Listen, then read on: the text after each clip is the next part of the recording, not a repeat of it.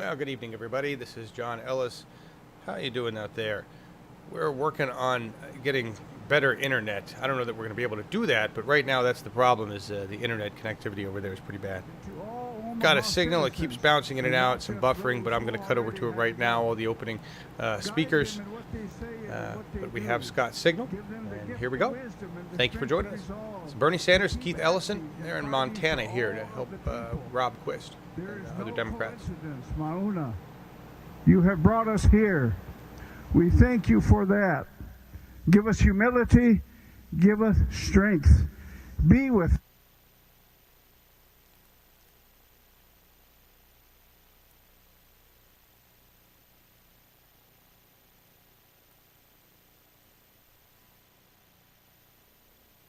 us this day. Pinagigi. Amen. Democrats, fellow Nebraskans, it is my honor and pleasure to introduce to you the Young Spirit dancers, and direct your attention to them. I certainly will. Give them a hand.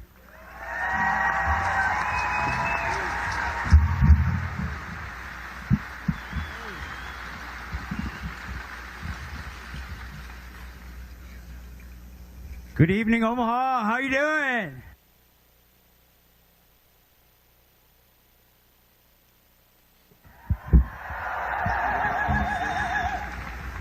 We have a few dances for you. We're going to introduce. I want to thank Frank for giving us that prayer. We're going to go over to our upstream singers and start our performance here. We have two styles of dances we're going to showcase this evening. This is the women's jingle and the women's fancy shawl. The women's jingle originated up in the Great Lakes area around the mid-1800s. And so from that time on, it's always been known as a healing dance. This is one of the first dances that was actually conducted and danced on 1806. For those of you who don't know where that highway is, it's outside of Standing Rock, outside north of the Cannonball River. And so we brought in all of our women's jingle dress dancers to give us healing and strength. And so this young lady here is we call it Kimimila Wachi. This is a fancy shawl dance in which she mimics the butterfly. And so at this time, we'll have our singers take it away.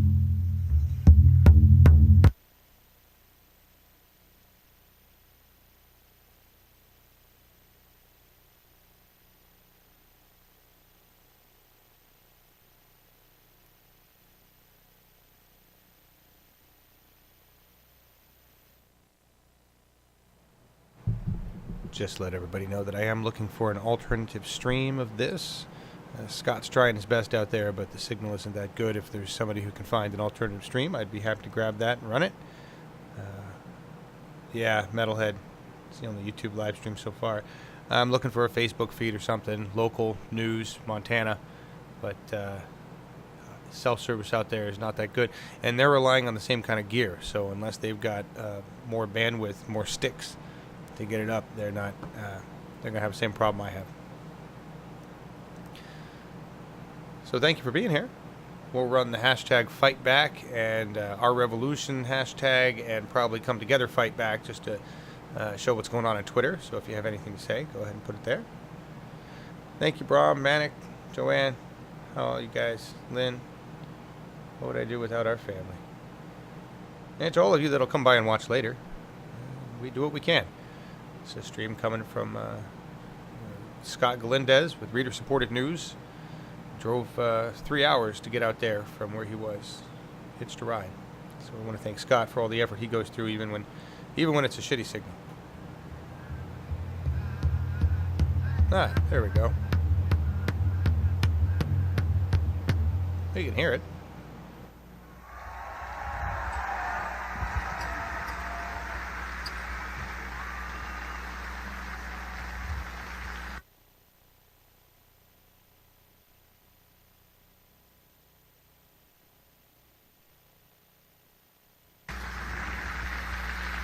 So we are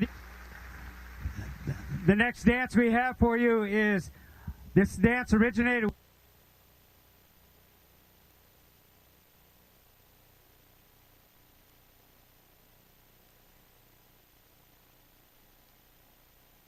Well, amongst the Omaha people, this is... The audio's cutting out, in and out again. I wanted to let you guys know that Scott Galindez says that the local station is out there with a LiveU unit, and they have direct internet connection. So if we could find who they are, if that's WOWT, then that would be great. I'm just looking for the link, and then I'll try to get that up for you guys. In the meantime, we've got what we can get out of Scott. Thanks for your help.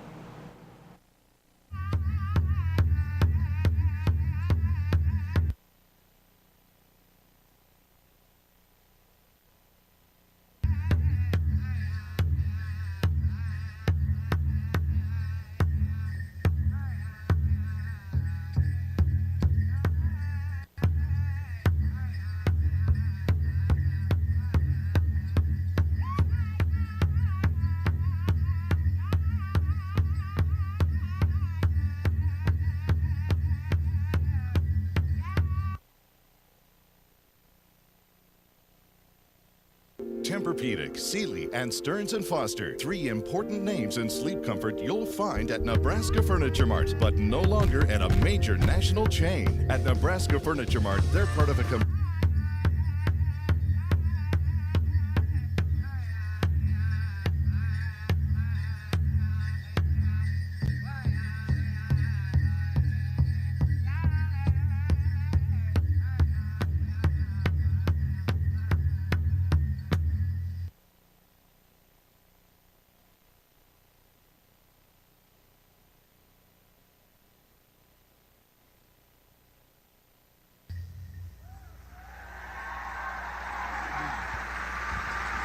movement of solidarity.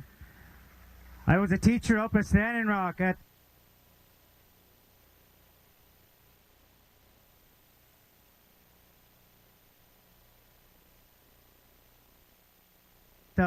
what we call the Mini Wichoni Nakechizi, and I'd like to hear that screamed out in this auditorium. Can everybody say Mini Wichoni?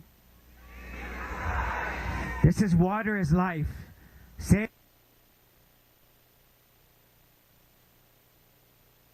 it again. And say no to the KXL and no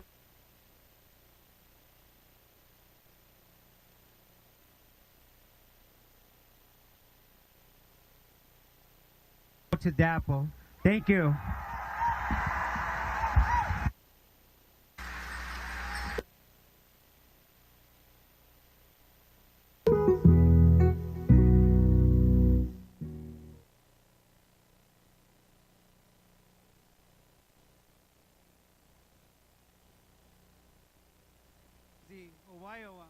This is the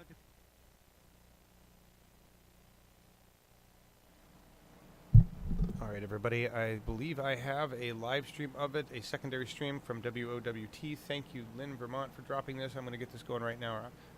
Lynn Vermont, Linda Kirkman. Let me get this right now. Thank you. Believe I'm only one man with a voice. That's something we got in common. Need a model, well then look at me. He's a Democrat, he's Republican. There's a fight in the race, who's gonna win? Put your differences aside, man, if you can. Cause there's way too many people suffering. I wish they didn't have no label. There'd be more change with no label. My kids will grow up soon. Your kids will grow up too. To see them raised up next to good hospitals and good.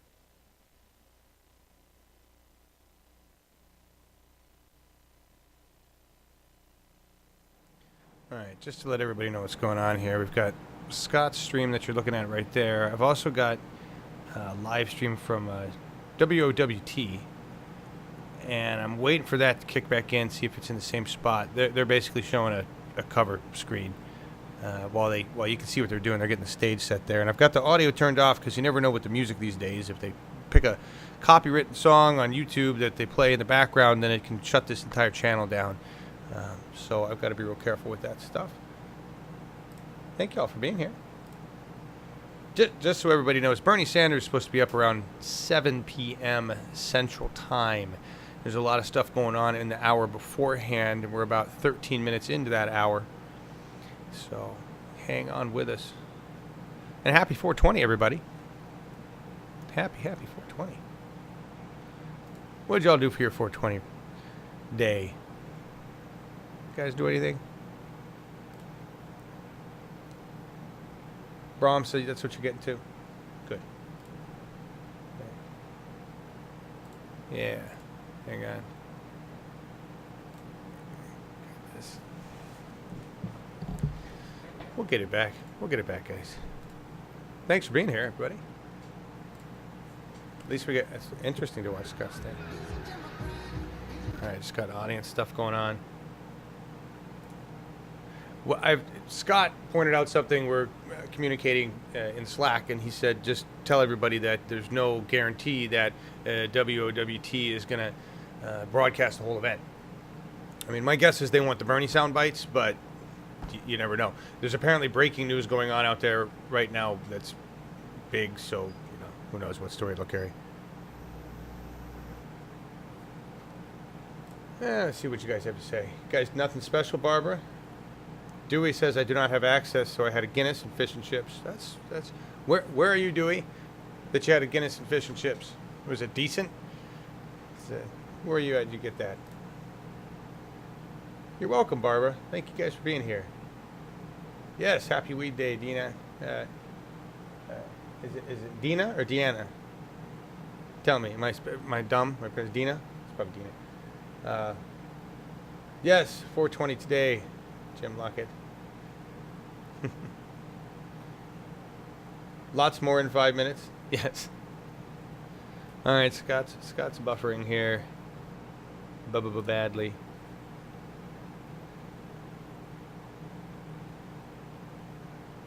Yeah, exactly, Lynn. They have a number 1 WoW and a number 2 WoW that's showing the rally. There's 2 live stream channels. This is on the secondary live stream, the number 1 live stream for this local station, and we want to thank them, local station, for doing this.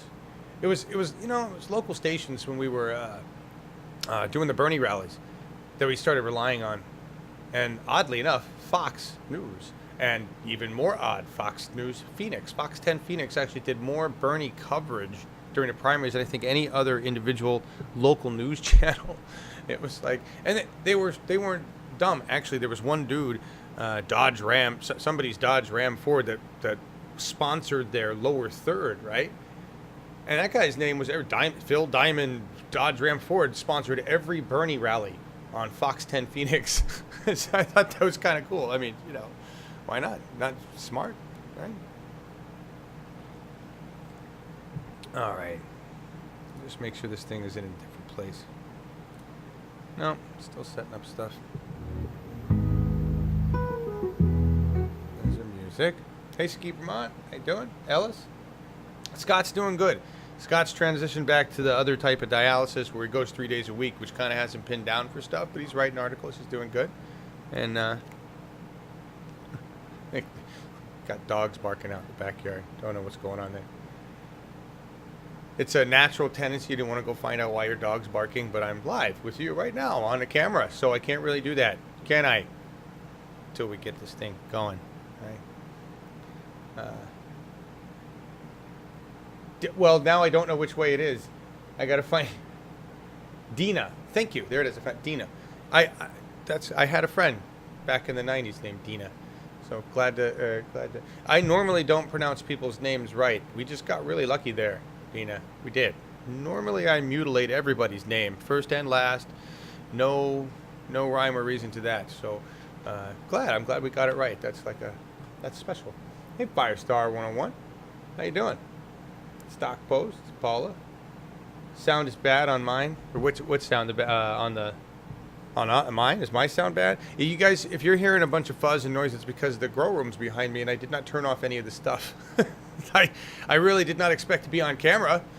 I kind of figured I'd just turn off my mic and we'd move on with the show. But it's just not about, this is about listening to these folks and helping Rob Quist and getting Bernie and hearing Bernie and yeah.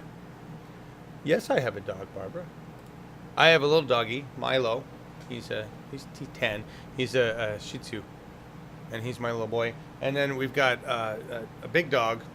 Big dog. It's a German lab mix, German Shepherd lab mix. That's James's dog. His name is Rocky. So, yeah, they're visiting though right now. And I got 3 cats. Lynn Vermont says, "Me too, best friend through school." Nice. I'm guessing on the name Dina. Her name Dina. It's a great opportunity for us as Americans Oh, change the okay. course of We're Omaha kicking back here. and Nebraska by being more engaged. Just hang on a second, guys. I'm sorry. I gotta do some finagling. Right,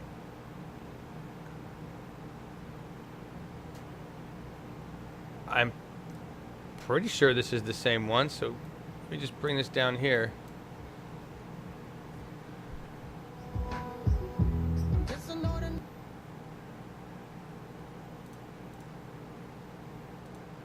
We must register, organize, and vote consistently to bring about change.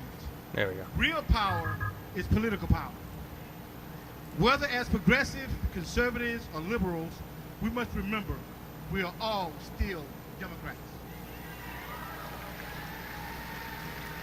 Our message must be clear, and our action must be intentional to regain and rebuild our base.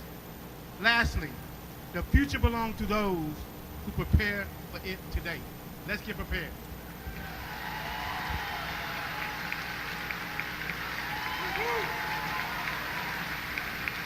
All right, I'm adjusting volume and everything, guys. Looks like we're gonna run with the local Black station. votes matter.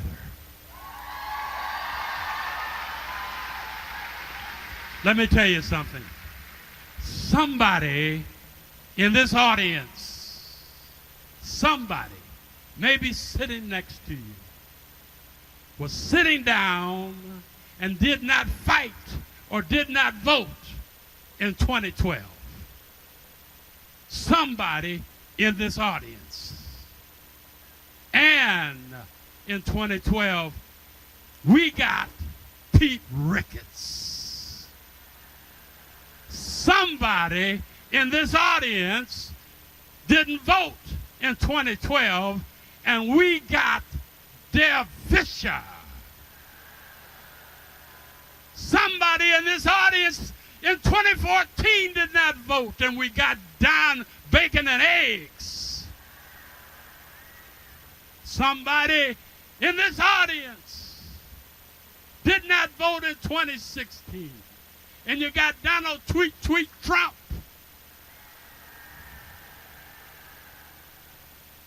Ladies and gentlemen, I only have a minute, but you need to get to the vote. You need to get out and vote. In 2017, in 2017, we got the mayor's race. We got Heath Mello. We've got Heath Mello, and he's ready to stand up and fight for our beliefs. And he's ready. Are you ready? Are you ready? Let's get out and vote. Let's get out and vote. Stand up and vote. Stand up and vote. Stand up and vote. Stand up right now. Come on. Stand up and vote. Stand up. Let's go. Stand up and vote. Hey now. Heath Mello. Let's get him in there.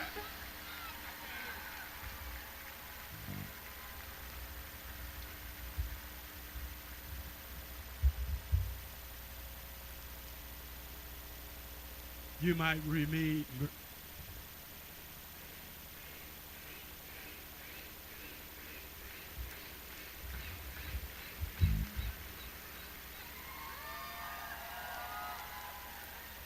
It is my pleasure, first of all, to ask you to stand again.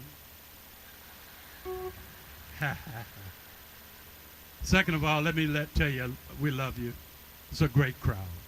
But it's my pleasure to introduce for the national anthem and for a song, Sharon Taylor and the Cross-Bearing Nation. Thank you.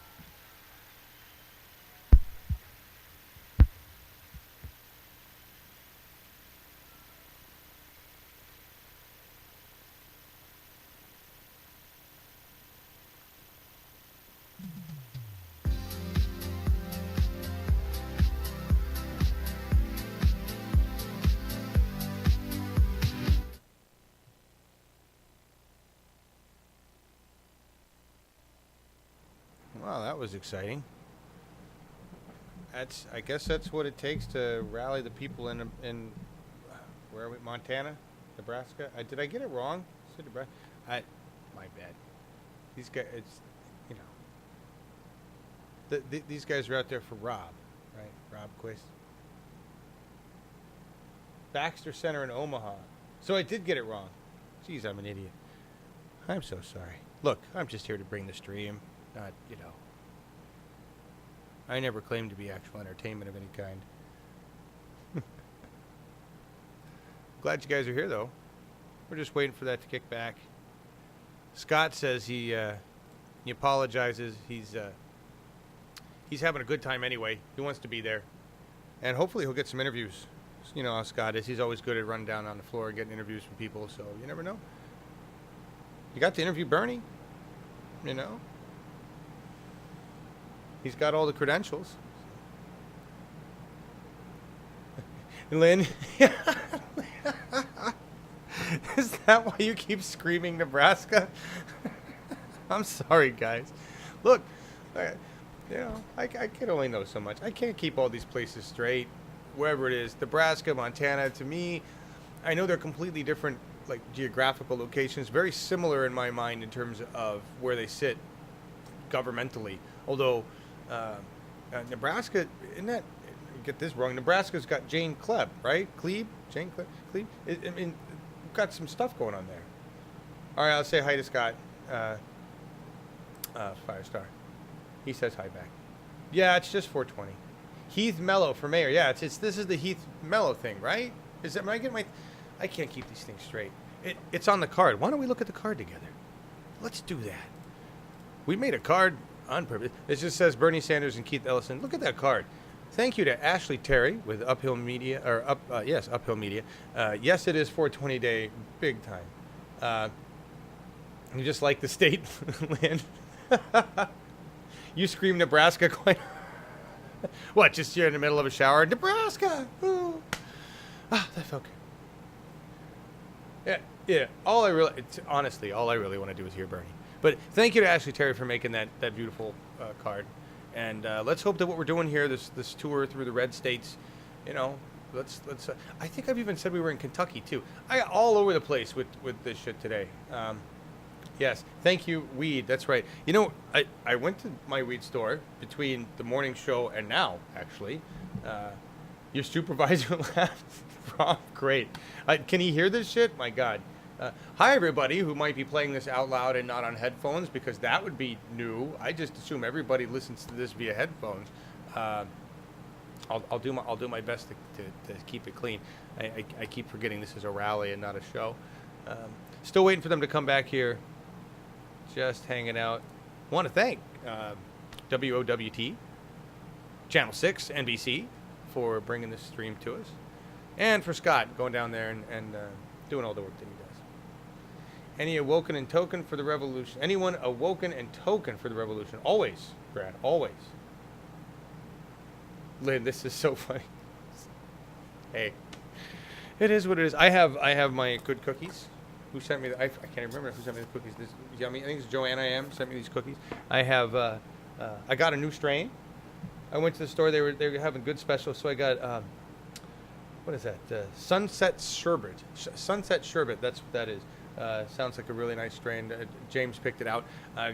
They're back. We'll stop talking about cannabis. Here they are, back on politics. Hey, everybody. District 2, Ben Gray. From District 3, Chris Jerem. From District 4, Jim Rogers. And from District 5, Brian Thomas. Oh, 7. Excuse me. I already messed it up. Jeez. 7. Brian Thomas. I'd also like to take a point of personal privilege, introduce to you some great, amazing interns. The Douglas County Democratic Party is run largely on volunteers. So we have with us Sabina Eastman and Nick Kohler. And you can't see him, but Seamus Mulcahy is the guy. And we really appreciate all those interns do for us. I've got two things to tell you. One, tonight in this arena, there are going to be a number of volunteers. They are circulating vote-by-mail cards. They are postage paid. If you're not sure you can be there election day, please fill those out and get those submitted. Every vote matters.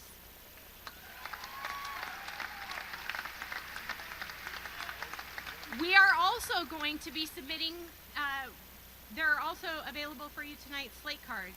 It's got all of these amazing candidates as well as Heath Mello on it, so you'll know exactly who it is you need to vote for when you go to the polls on May 9th. Please make sure you vote.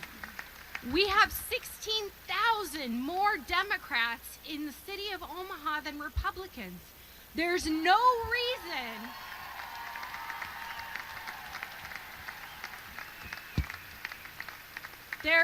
reason that we cannot take City Hall. So make sure you get out there and vote May 9th. Thank you.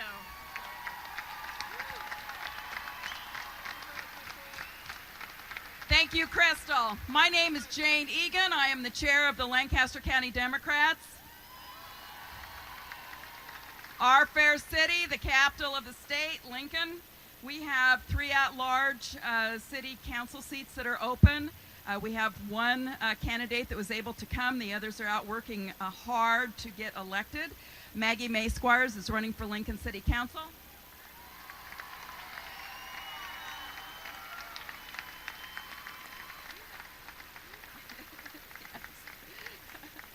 I also want to mention that we have some school board members here. They are incumbents and they ran unopposed, but I do want to recognize them. They are Kathy Danick, Barb Baer, and Don Mayhew. They're here. Give them a round of applause. They did such a great job that nobody wanted to contest their incumbency. Our mayor, Chris Beitler, is serving an unprecedented third term in city council, and we have to elect city council members to regain the majority in Lincoln. So the other candidates that are running are Benny Shobe, and some of you know him, Maggie May Squires, of course, and then we want to re-elect Lyrian Gaylor Baird so that these candidates will be a strong voice for working families, economic growth, safe neighborhoods, and clean energy. That's what we're all about, right, people? Local elections are critical, and every vote counts, especially in Nebraska. Democracy is not a spectator sport. Come together and fight back. Get out and get active. Tag you're it. Vote blue.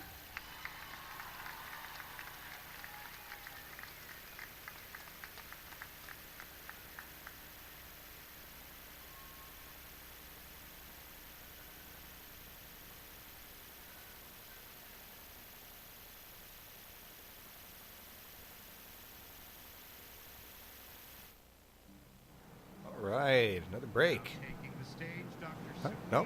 Joed Wessel from the University of Nebraska, Omaha.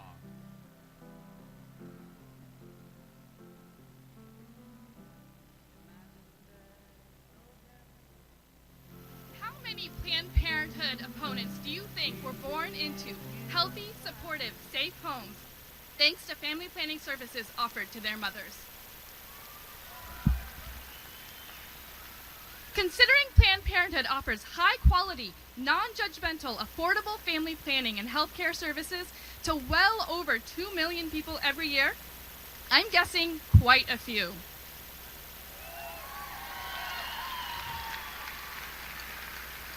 We need Planned Parenthood for the percentage of patients who are young or unsupported anywhere else, who are still struggling with their own internal conflict about the beliefs they were raised with versus the reality of their experiences. Their desire to be safe in their relationships and their need to be responsible with their bodies. I support Planned Parenthood vocally and visibly because when I was that age, that was what I needed to see to know that I had nothing to be ashamed of.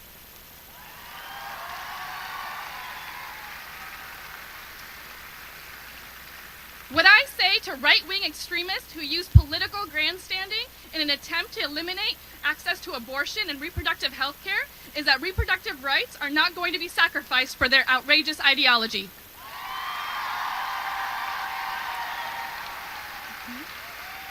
country and culture where health care isn't regarded as a right, and our public schools teach inaccurate and biased information about sexual health, Planned Parenthood offers compassionate, low-cost health care to all.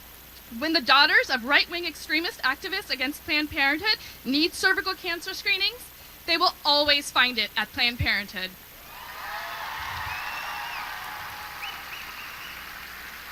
When the sons of opponents who picket outside clinics need contraception, Planned Parenthood will never turn them away. Building a healthy, prosperous community requires providing opportunities for all individuals, especially women, to thrive through access to education, medical coverage, equal pay, and reproductive health care. You know the slogan, women's rights are human rights? Well, women's rights are economic rights too. Sometimes that connection between equality and economy is obvious. When I testified for equal pay before Nebraska legislators and heard the opposition, what they were really saying was that business owners should have broad leeway to pay women less for doing the same work as men. This session, when Governor Pete Ricketts sent his budget proposal to the floor of the unicameral, and many people don't know this yet, it's still developing, he included a line that would effectively strip Title X funding from standalone family planning clinics.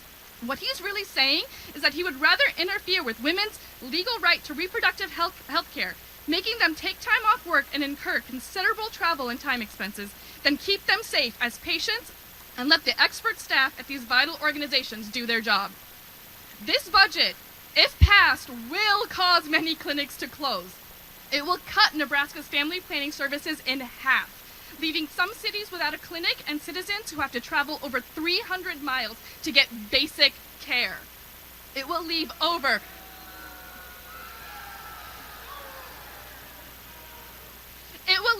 14,000 people without care, most of them women.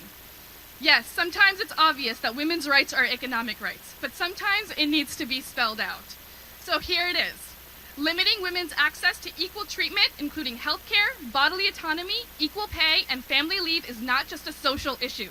It's not culture war theater. It's hurting our economy. Economic progress and good public policy that serves all citizens, regardless of race, class, or gender, cannot be held hostage by politicians demanding women's reproductive rights as ransom. We can't let this happen in Nebraska, and I'm asking you to act today.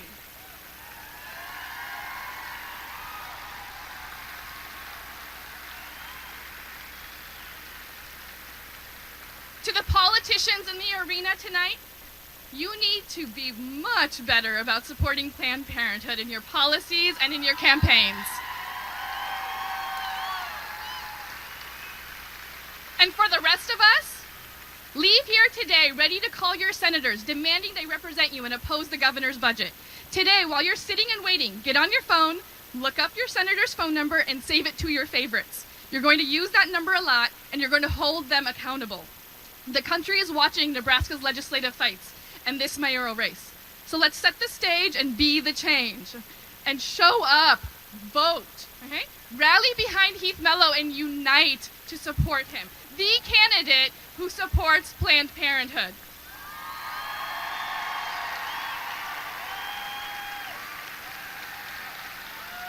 Vote Mello May 9th. Be the change. Thank you.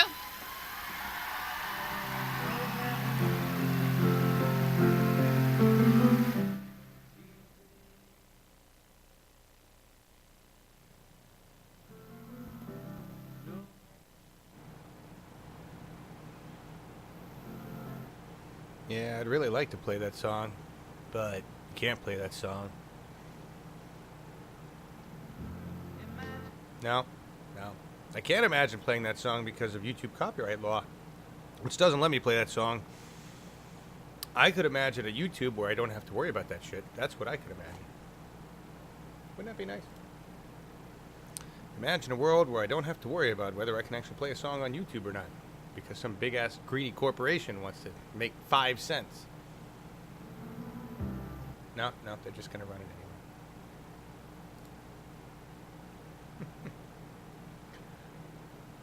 At least I don't think I can run it. Usually the Beatles stuff is locked up pretty hard, you know. Copyright rules.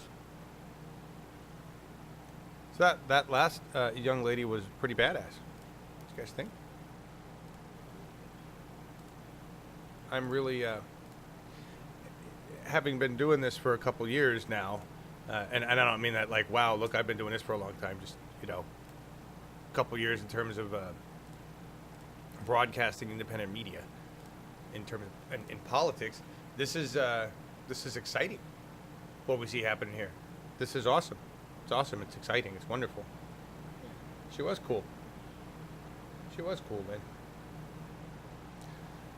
We're in a totally different place. What I hear people saying now, lots of people, lots of young people, lots of people that are involved, is what I heard Bernie saying 2 years ago, but nobody really understood that. They were all just like, Bernie, Bernie, Bernie, Bernie, and he's like, no, you, and now we're like, oh, you mean us. Time to get off our ass, go take over our government that way. Protesting's not going to work. We're not going to raise up with like a militia and do it. You mean go take a job as a PCP or run for school board or kick that sleeping old white man out of that seat and take it over. That's what you mean. Like the Tea Party did. Yeah, we can do that. We can do that now. It's awesome. We're fighting back. You know? That's what's happening. I like it. Actually, I'm not supposed to have to run that stuff. I'm just waiting for him to come back here. No, they're still playing it. Still playing a song. Patent copyright laws need to be removed after 5 years. And that's an interesting thought, right? After 5 years. I'm kind of with you on that. They need to be revised because you can't have 18th century patent law applying to 21st century intellectual property, which is really what's going on here. And you shouldn't having anything that is related to the political revolution, anything that's related to politics is supposed to be, yeah, I'm adjusting volume here. That's supposed to be protected.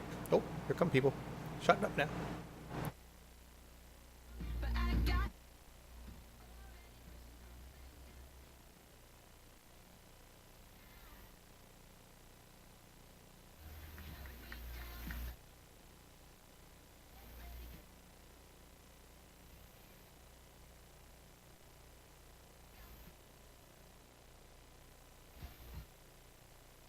I'm just waiting for him to stop playing a song, really.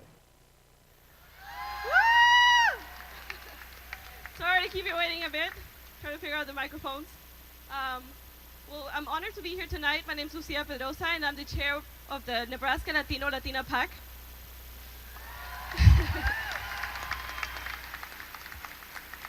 So our main objective is to support candidates whose campaigns will aim to improve the lives of all families in Omaha, or in this community.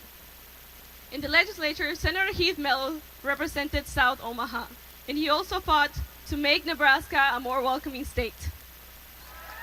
Woo!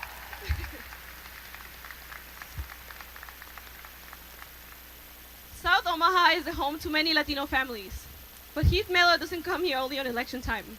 He lives here. His children play in the streets and the parks of South Omaha, and this is why we know he understands the issues and needs of this community. And this is why the Nebraska Latino PAC is proud to endorse Heath Mello for mayor.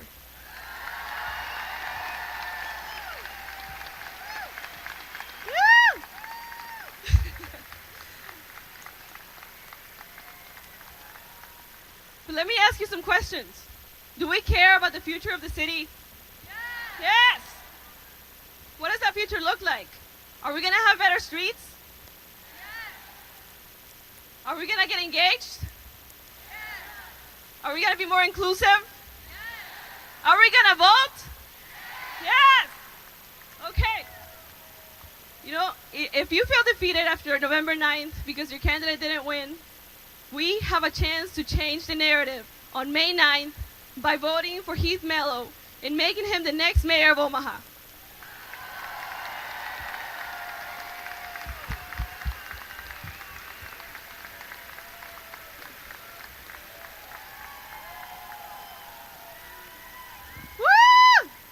Tonight, I'm here to introduce our next speaker. This woman, she is so smart. She is a fighter, and she is a DACA recipient. Her and this group of young dreamers have redefined what it means to be a citizen. But Senator Mello has a lot in common with these young people. He's a dreamer, but he's also pragmatic, the kind of pragmatic leader that still believes in a democracy for the people and by the people.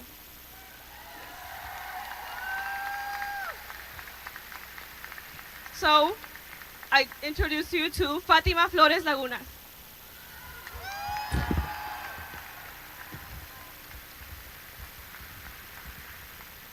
Thank you for that introduction, Lucia. Good evening, Omaha. I am Fatima Flores Lagunas. In 2012, I came out of the shadows as a dreamer when Deferred Action for Childhood Arrivals, or DACA, was announced. Coming out was extremely difficult for me because I was afraid of being rejected and hated because of the messages I heard by various politicians in the media. What I realized is that with time, I got used to living in the shadows, to being chained down and controlled. But with DACA, I broke free from the chains and stepped out of the shadows. Experiencing the sun on my face was the first time I can only describe it as liberating. I knew then that it was time to stand up and fight. En ese momento supe que era tiempo que alcanzara mi voz y que sea escuchada. I may not have the ability to vote, but I have the ability to act. Yo no tengo el privilegio de votar, pero sí tengo la habilidad de actuar. Sharing my story is a way to fight against the rhetoric, against the stigma of what it really means to be undocumented. I share my story because I am angry and tired that people who know nothing about me call me a leech of the system, a criminal, an illegal. A human being is never illegal.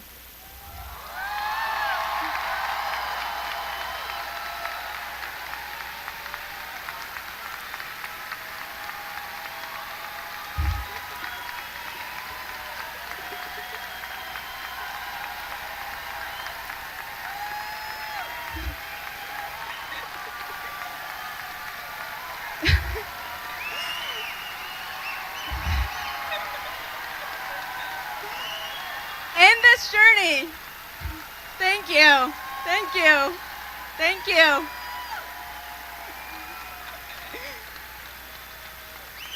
In this journey, I've met other passionate DACA recipients and allies for DACA rights. Two of those allies are here with us today. Senator of the United States, Bernie Sanders, and the next mayor of Omaha, Heath Mello.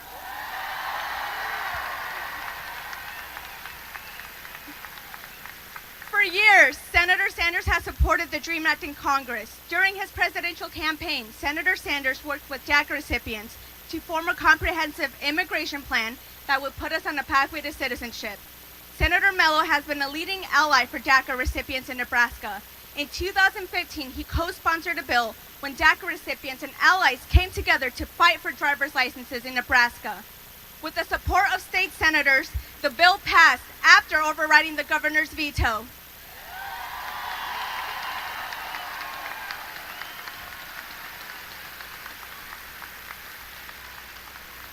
To some, getting a driver's license is a rite of passage. For me, it signifies the power of collective action.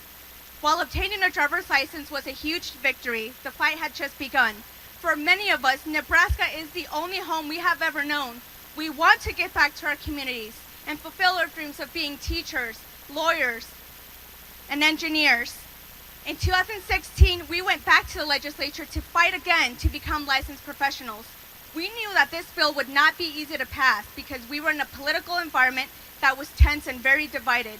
Knowing this, we needed to find a sponsor with leadership experience who could reach across the aisle and share our stories as passionately as we did. We found those qualities in Senator Heath Mello.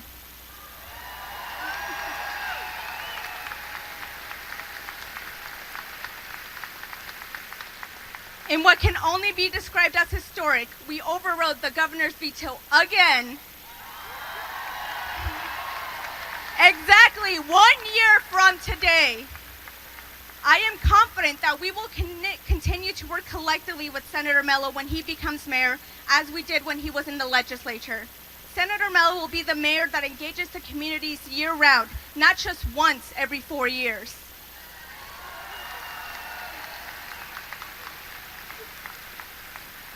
Senator Mello will become the mayor that builds bridges and creates relationships that will allow people living in zip codes all across the city to succeed.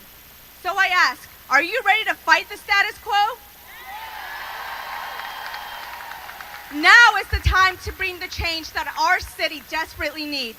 It is up to each one of us to be actively involved with what happens in our city and our country. So on May 9th, go out and vote for Heath Mello. Vote for city council. Vote at every single election in between. Come together with your neighbors. Attend town hall meetings and voice your concerns. With the right leadership in the mayor's office, a strong city council, and an engaged community, we will be a more innovative, welcoming, and connected Omaha. We will be the city of the future.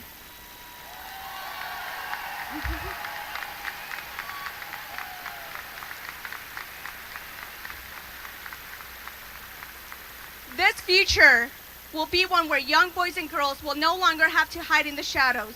A future where our families can succeed and where we can pursue our dreams without barriers. As a child, I was always praying for someone to create change to the life that I was living. What I know now is that I am the change. We are the change.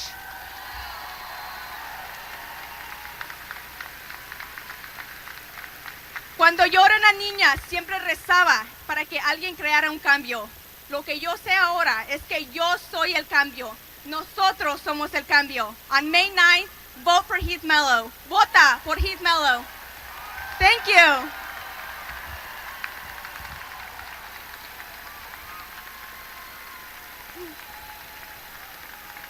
Thank you. It is my pleasure to introduce Marta Nieves and Dulce Sherman. Hello, Omaha! Woo!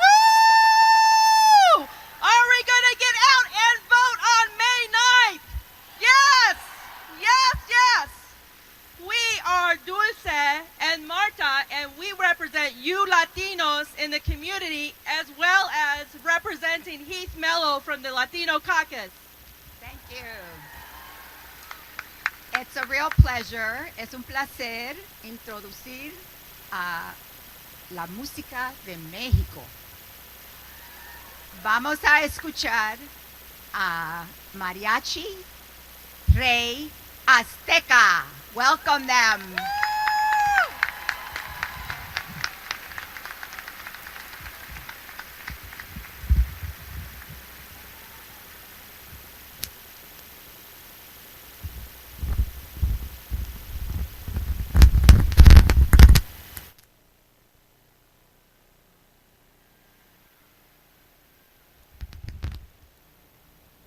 Musical interlude.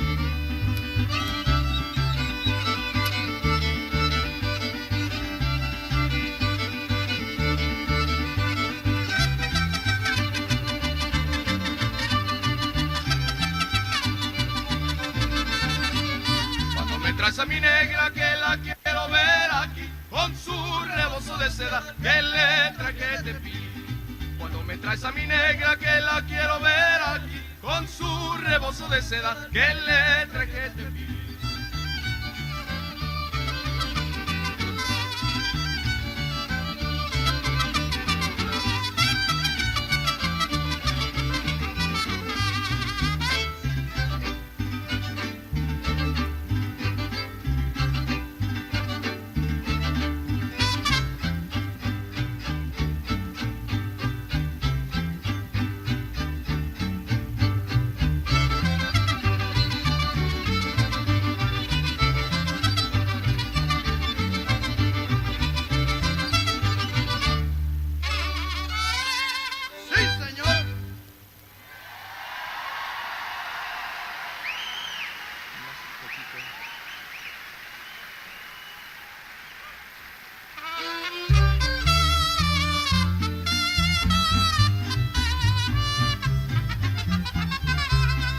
Traigo música en el alma y un cantar aquí en el pecho, un cantar que me desgarra cuando lo echo con valor.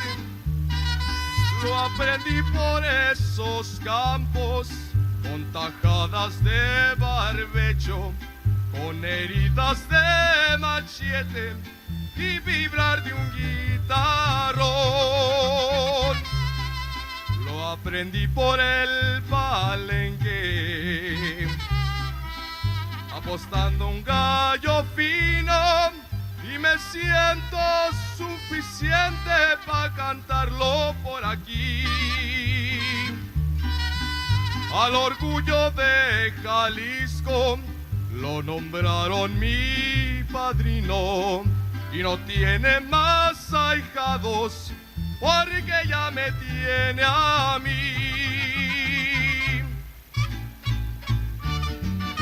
¿Cómo se escucha eso?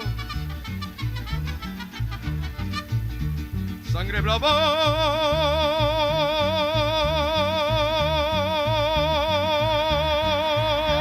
y colorada, retadora como filo de puñal. Es la sangre de mi raza, soñadora y cancionera, sangre brava y peleonera, valentona y pendenciera como penca de nopal.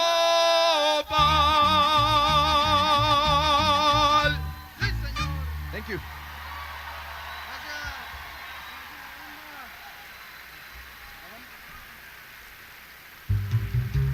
We're gonna need your help for this one. I think you guys might recognize it.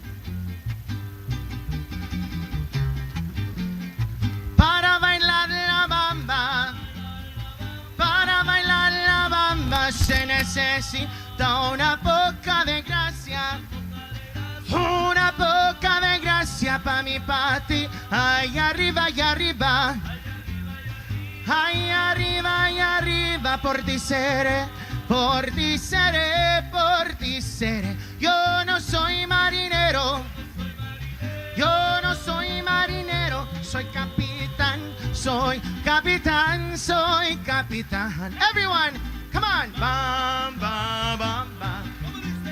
Bam, bam, bam, bam. Bam, bam, bam, bam. Bam, bam. Para bailar la bamba, para bailar la bamba se necesita una poca de gracia, una poca de gracia pa' mi pati. Ay arriba, ay arriba, ay arriba, ay arriba, por ti seré, por ti seré, por ti seré. Yo no soy marinero, yo no soy marinero, soy capitán. I just got to say, I never thought I'd see so many just bewildered white folk trying to clap to the rhythm. Oh, look there, we got some people up dancing to the rhythm. That's humanity at its finest right there. If you can get up and go full out dork at a political meeting, look at that cute young girl. It's beautiful. Doing La Bamba there. Yes, for the Jeff Pierce, exactly. All right, I'm shutting up now. This is awesome. This is fun, you guys. Come on and work it on out. Oh, you look so good. You know she looks so fine. Come on and twist a little closer now. And let me know that you're mine. Well, shake it, baby, now. Well, shake it, baby, now. Well, shake it, baby, now. Now, woo, woo. Hey!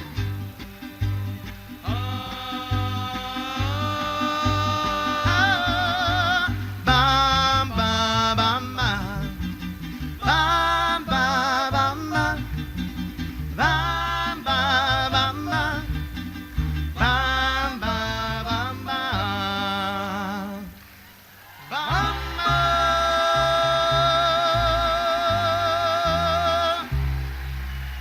¡Que viva Omaha!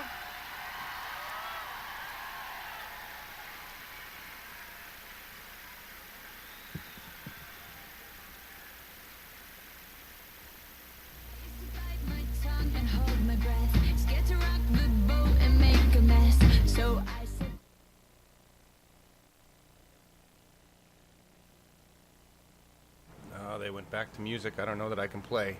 See, we're good with the live stuff. Live stuff like that's great. Love local bands. That's fantastic.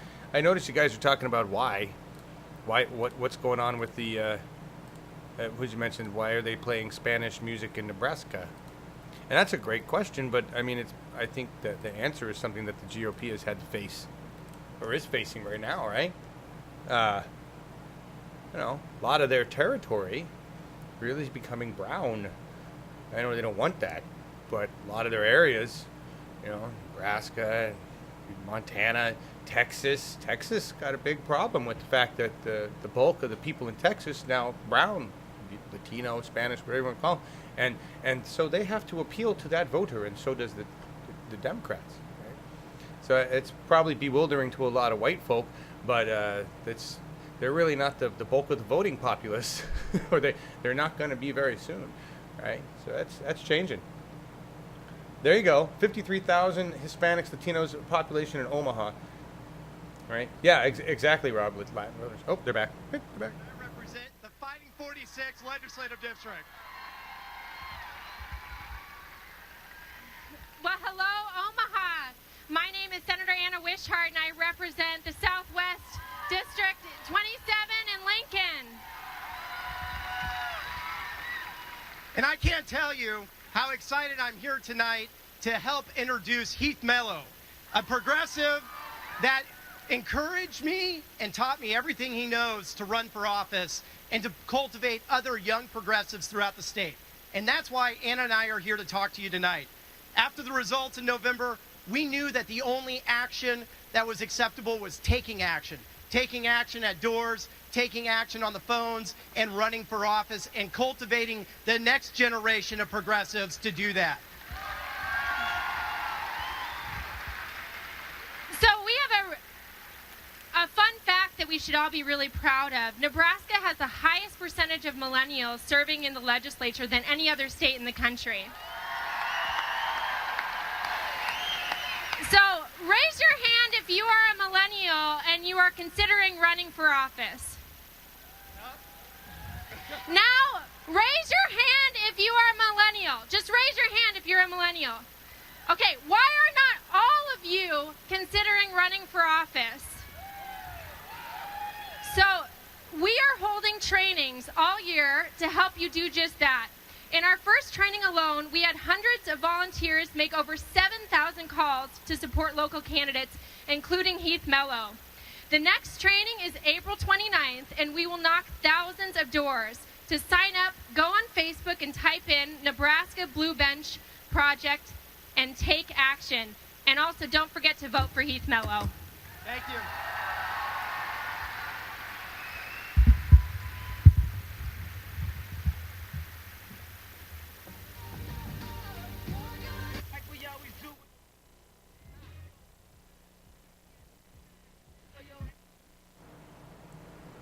don't know where they're getting their background music.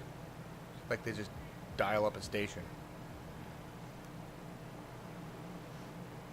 I like what they said there. That they've got training going on. That's badass. I mean, that's exactly the kind of call that Bernie was making 2 years ago that we didn't quite get. How come you're all not running for office right now? Every millennial out there should be running for office because you are all overqualified. You're more than qualified for the job compared to these old white folk. No offense if you're an old white folk. I happen to be an old white folk too. I would rather see a young, any other color folk somewhere in there than an old white folk. Old white folk had government for long enough, really. Get some diversity in there. Males, especially. Right? Our government's still, 95% male? No, I don't know what that is. Listen to something there.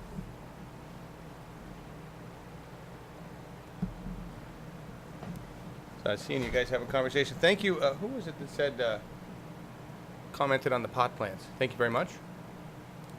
Those are all mother plants, actually.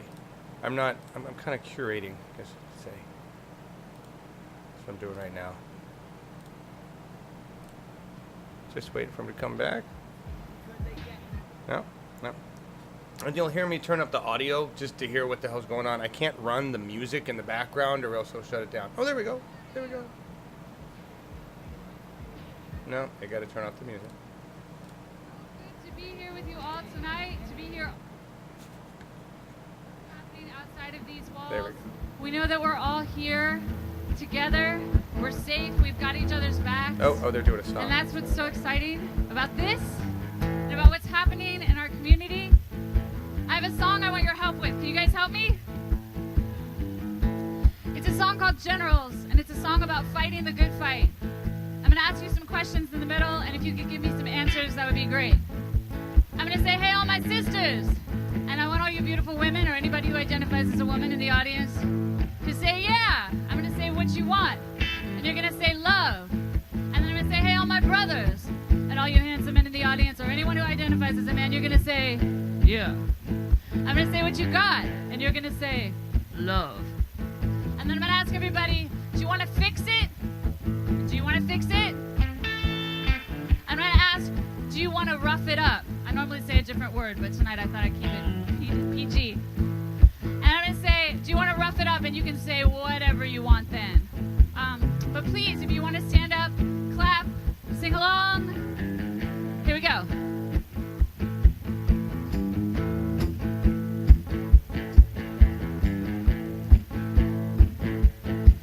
I need a political job in a blue-collar town so I can pay my rent. When the music is on, I give my best blood drawn, but I haven't made $1 yet. Haven't I paid my dues?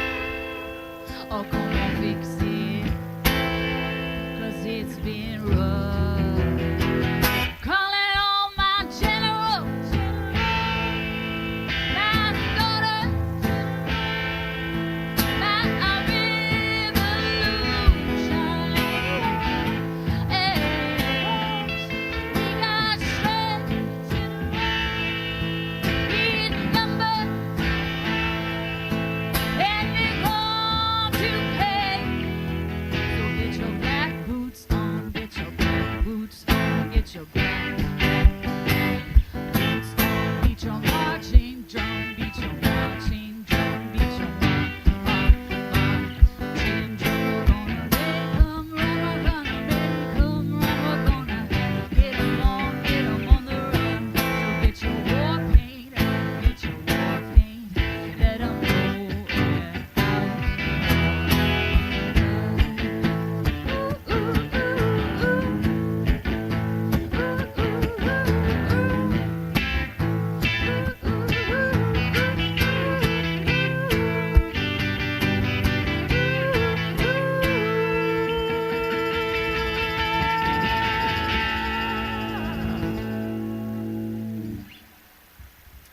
Thank you. At this time, I would like to welcome the Umoja Refugee Choir to the stage with me. Umoja is a word that means unity in Swahili. I was making a new Minor Birds record in Nashville in January, and I wrote this song on the day of the airport protests, the Muslim ban and the airport protests. And I was heartbroken thinking that we, our country, America, would turn away immigrants when we are made entirely of immigrants. Blows my mind. That's not my America. That's not my country. So I wrote this song for refugees, and I thought, I need a refugee choir to sing on this. Where can I find one? And I have friends here who work with the Refugee Empowerment Center. And of course, Nebraska is known to welcome the most refugees of any state in the nation. And that makes me proud to live here and to vote here and to be a part of this community. And I am so honored to have the Umoja Choir with us here tonight. They sang on my record, and last night was the first night we got to meet and sing together. And now we're gonna get to sing this song for the first time ever in front of you all here. So thank you for being here with us for this.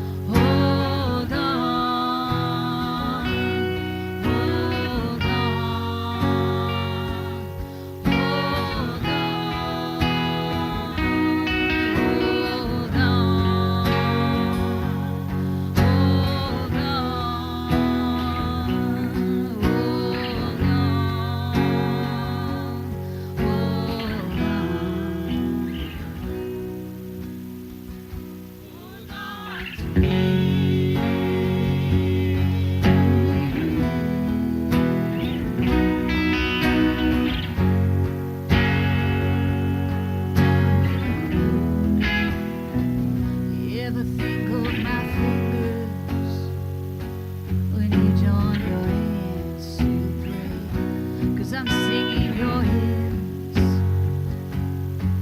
when I'm crying, hold on, hold on, hold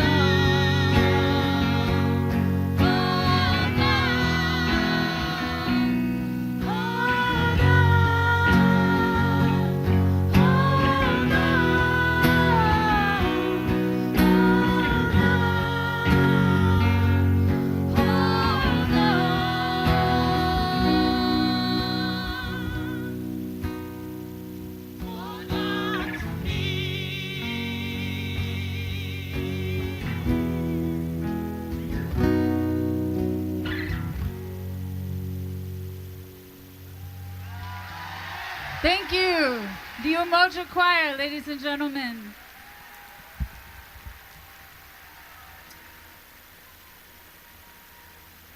Is it possible to get any of this keyboard in the house? Does anyone know where it went?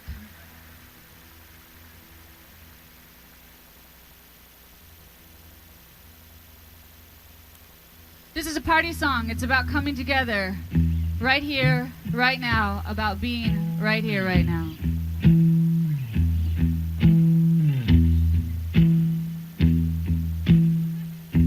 Can we get everybody to clap with us? I lost my keys. There we go.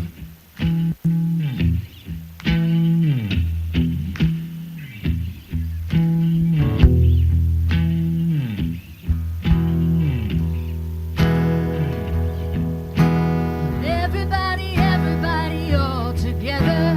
Everybody right here now.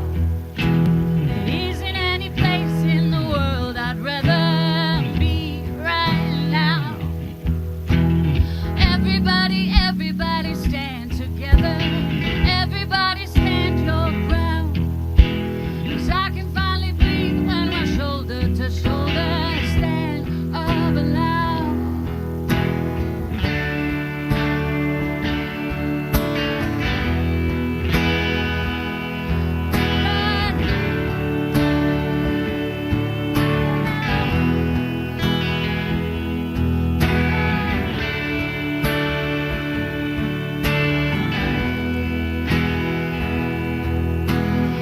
Everybody come and take a step together. Everybody one step now. If you're feeling lost, well, just remember you're here now. Everybody sing together. Everybody get real loud. When we put our voices all together, we can blow the walls down. Right.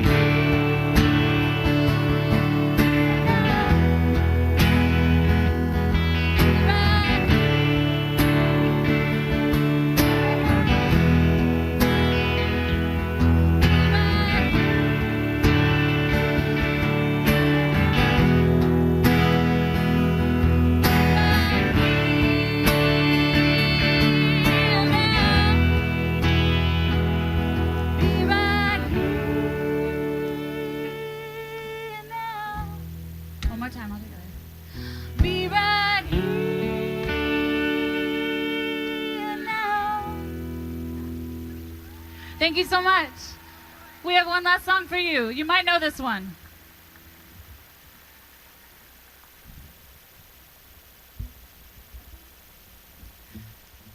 It's an honor to be here with Senator Bernie Sanders. I got to sing with him in California when he was running for president. It's an honor to be here with Jane Cleve. I featured her in a portrait project called The New Revolutionist because she is a true revolutionary. And it is an honor to be here with Heath Mello, who is the next mayor of Omaha, Nebraska. Eastern Karma's gonna get you. Gonna knock you on your head. You better get yourself together. Pretty soon you're gonna be dead. What in the world you thinking of? Laughing in the face of love. What on earth you trying to do? It's up to you, yeah, you.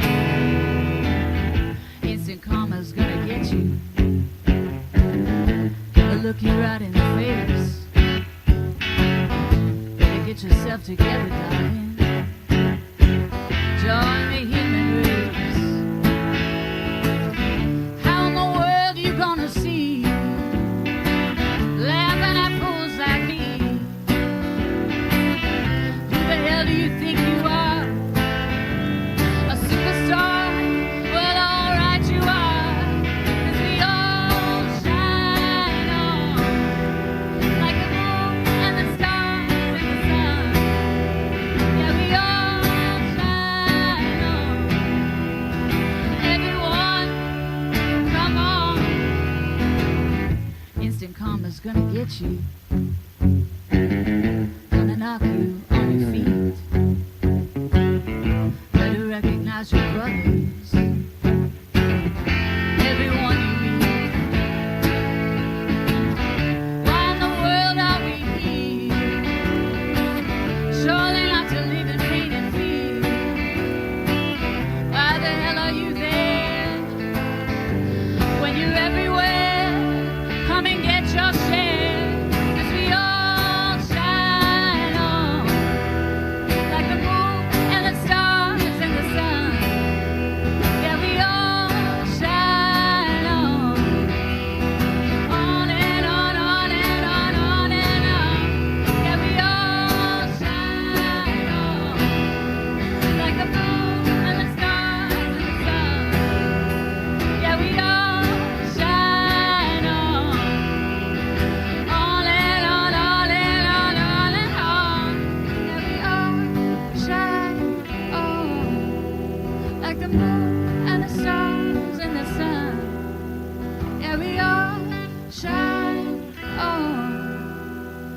Everyone, come on. Thank you.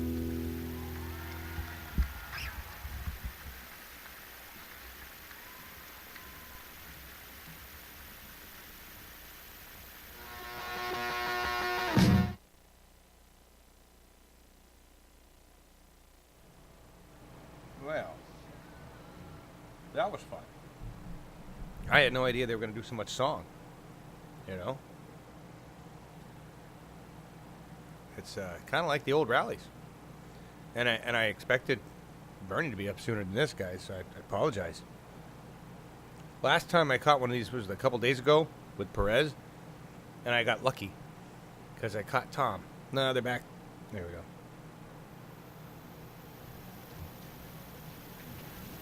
Nah.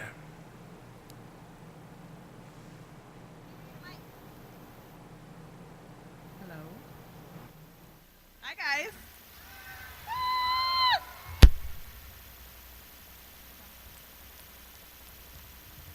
Okay. Hello, Nebraskans. Welcome to Omaha to see Bernie Sanders and Jane Klebb and everybody in the Democratic Party come together. Well, Stephanie, it's great to be here. Can't you just feel the energy?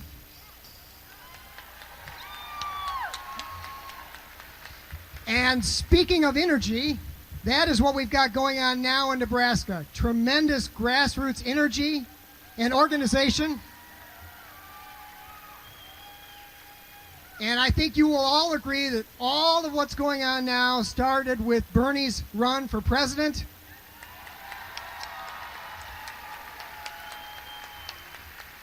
And since Bernie's campaign, in the work being done now by Our Revolution and the DNC, reaching out to red states like Nebraska. We are also blessed to have strong grassroots leadership in our Nebraska Democratic Party. I am, of course, talking about Jane Klebb. She built an effective and successful grassroots movement to protect property rights and water, a movement unique to our Nebraska culture, which brought together ranchers, farmers, and Native Americans, working side by side with each other and being strong. Jane understands how successful organization works and how it can work best in Nebraska.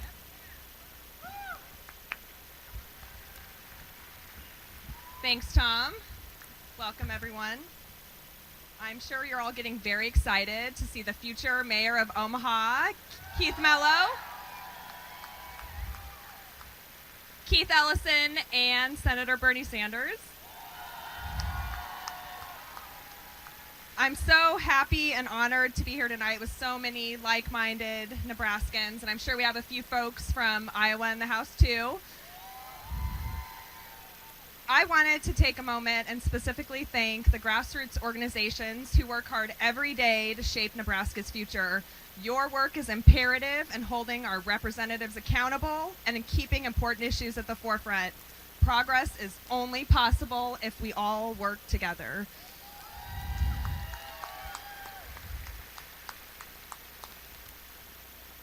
I'm honored to work with Jane Klebb as we continue building the Nebraska Democratic Party.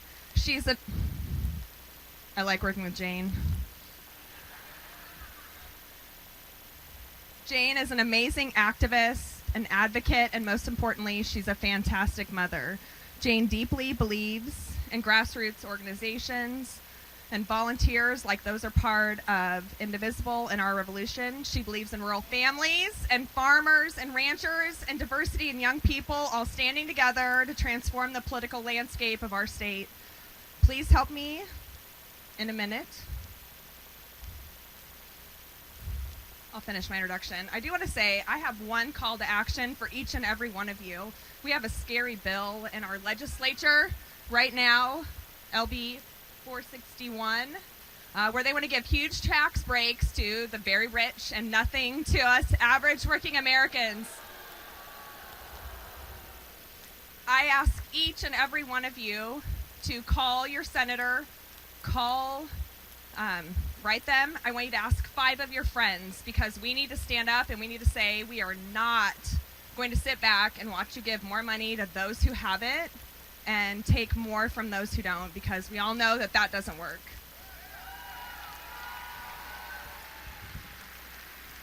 Are we getting close? Well, thank you for the opportunity to speak with you. And right now, very soon, Jane Klebb is going to come up on the stage. So, Stephanie, why don't we turn it over to Jane? Okay. Please help me welcome the Nebraska Democratic Party Chair, member of the DNC Unity Commission, Our Revolution Board member, fellow mother, and most importantly, my friend, Jane Klebb.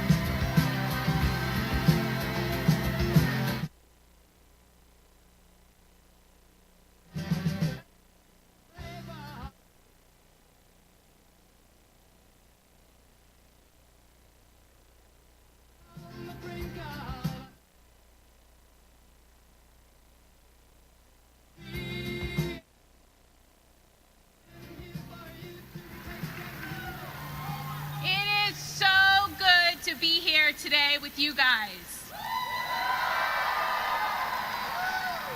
Every single person right here on the floor is a grassroots activist.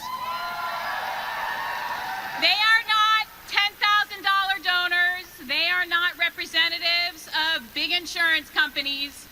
They are Nebraskans who give every single day back to the Democratic Party. They write letters. They write letters to the editor. They organize meetings with Indivisible Omaha. They train women to run for office with Suit Up Nebraska. They make sure that property rights and water are protected with Bold Nebraska. They make sure that the sovereign rights of our Native brothers and sisters continue to be honored. We have historic moments in our state, and they are only happening because of progressives and because of Democrats. It was 20 years, literally 20 years in the making. Frank Lemire with the Winnebago tribe worked for 20 years to shut down white clay.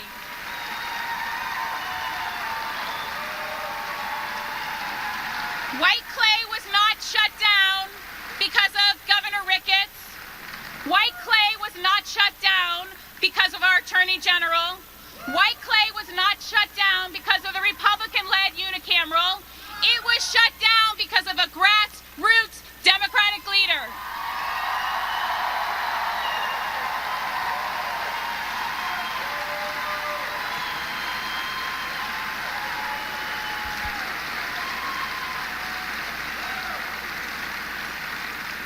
There is absolutely no question that I would not be standing here today if it wasn't for my grandmother. She used her entire life savings to keep me alive. I struggled with an eating disorder and a mental illness that almost took my life several times over. Big insurance companies and the Republicans that are owned by them looked at families like mine as tossaways.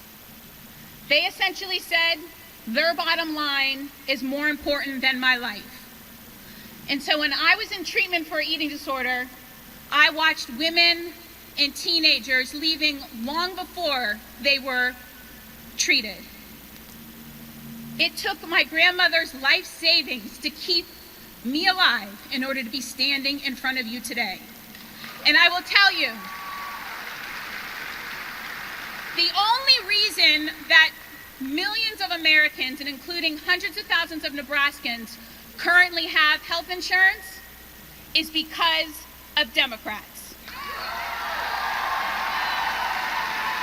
Every single turn we take, whether it's Donald Trump or Paul Ryan or Deb Fischer or Ben Sass or Don Bacon, literally every single one of them is against the basic fundamental right to have health care. And they are against expanding Medicaid and Medicare. What country do we live in if people that are young, middle-aged, and old can't get simple health care at an affordable price? So when Bernie Sanders gives the radical notion that everybody should have access to free health care, maybe that's not so radical anymore.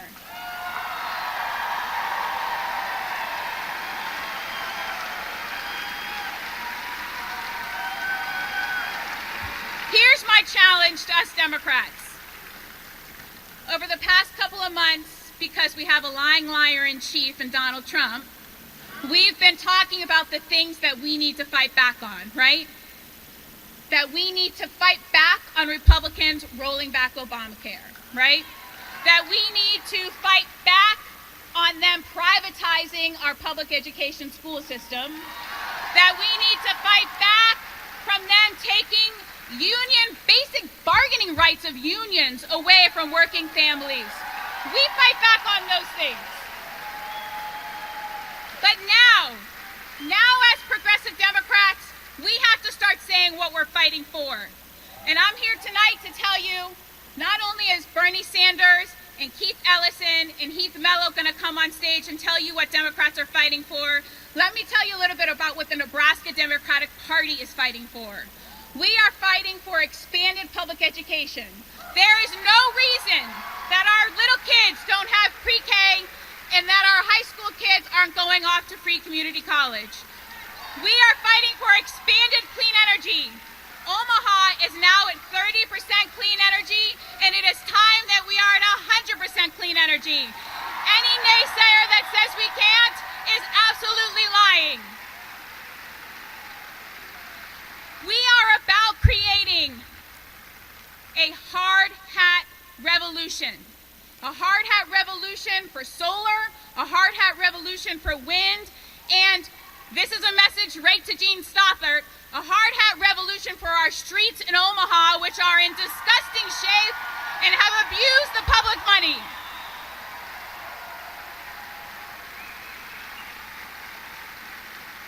So I'm going to ask the music folks to cue up Eye of the Tiger, because I am proudly going to be joined on stage with my union brothers and sisters. The Democratic Party is a broad party. We are pro-life. We are pro-choice. We are unions. We are people that work in corporate America. We are moms and dads. We are young people. We are people that believe in the clean energy revolution.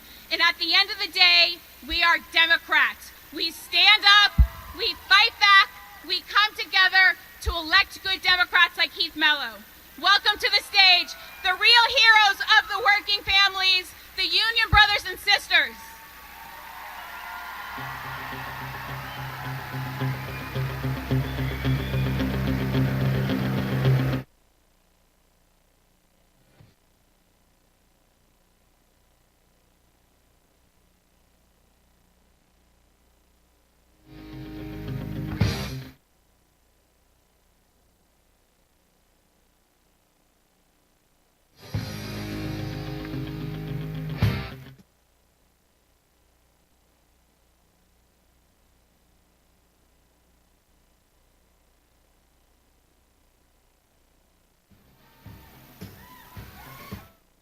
I'm Mike McDonald.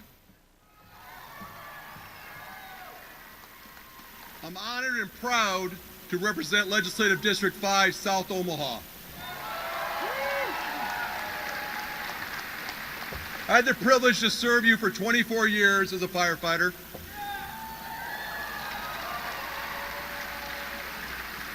Ten of those years as the president of the Firefighters Union and 6 years as a fire chief.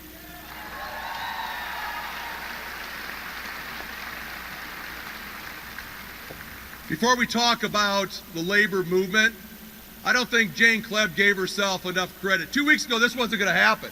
Jane Klebb put this together with a lot of other people's hard work, and we should thank her one time for bringing Bernie Sanders to Omaha.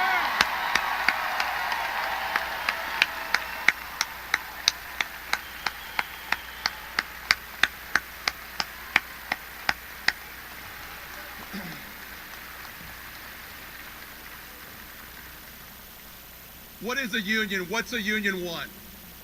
They want fairness. They want meaningful democracy in the workplace. They want people to be treated like human beings and share in the wealth they're creating.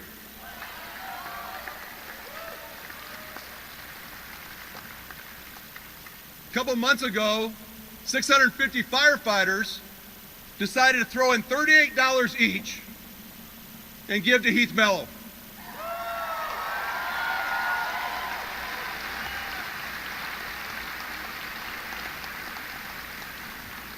That $38 each from those 650 people that work to protect the city of Omaha adds up to $25,000.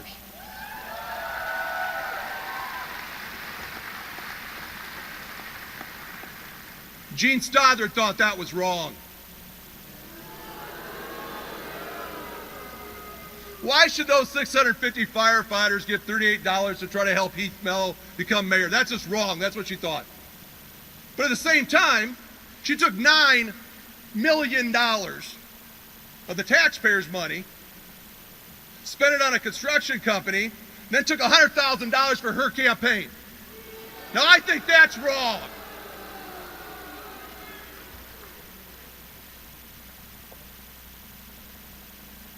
This is what I'm asking tonight. 2 hours. 2 hours from each one of you for the next 19 days. And Heath Mello will be the next mayor.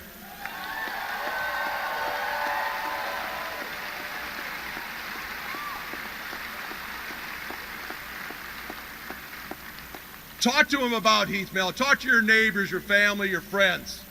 Tell them this. Heath Mello isn't perfect. But what he is, he's honest. Hardworking, intelligent, and the future of Omaha, Nebraska.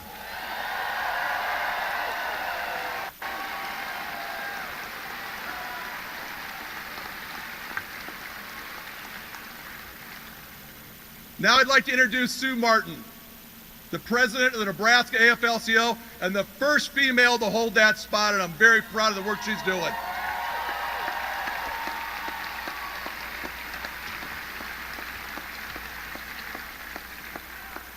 It was apparent last fall that people wanted to see a change. Do you want to see a change? Are you willing to support strong Democratic candidates who have working families' interests and values? Then we need you. The Democratic Party needs you. As Samuel Gompers, the first president of the American Federation of Labor, once stated, the labor movement is organized upon a principle that the strong shall help the weak. Organized labor has worked for over a century to remove obstacles in order to put the American dream in the grasp of everyday wage earners.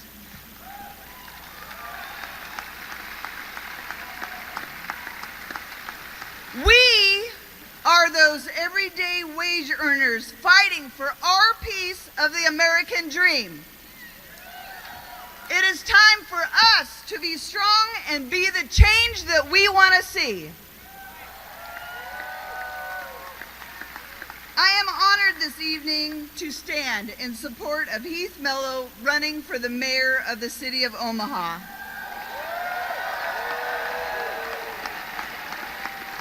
This is Omaha's agent of change. This is the leader that will support all working men and women. Thank you.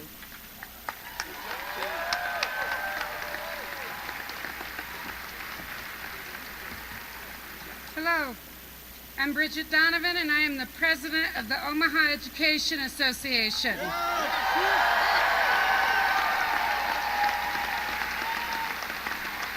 Unions, organized labor, associations, trade unions, craft unions, locals, federations, these names, these groups all have one thing in common. We are the people who work for a living.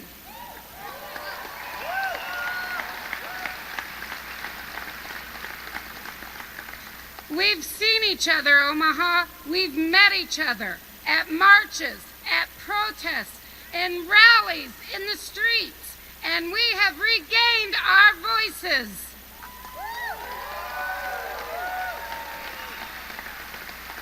We know the power of all of us. Our power, our unity cannot be understated.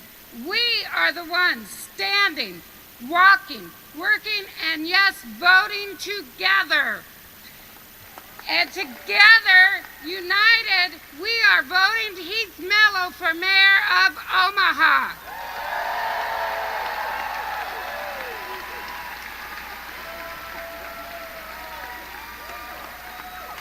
We have come together and we are fighting back, and we will vote Democrat, Heath Mello.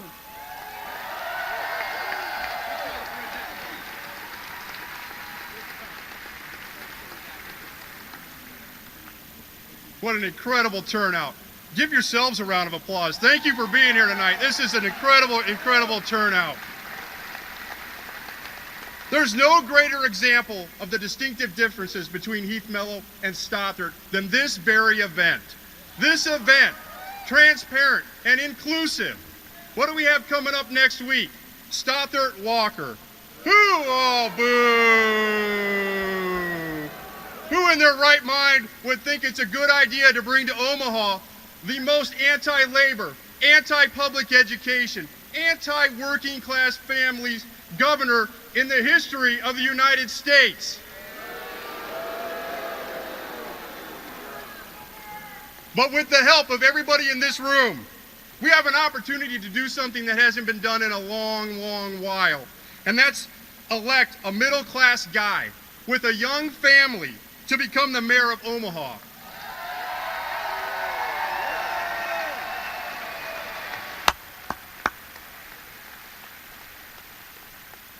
Heath Mello has an all-inclusive, every zip code matters vision for this city. He will ensure that our families can be proud of Omaha for the next generation. Register to vote.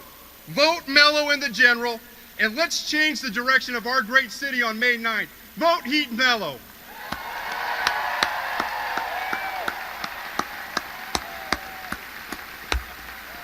I'd like to introduce Ron Kaminsky, DNC National Committee man.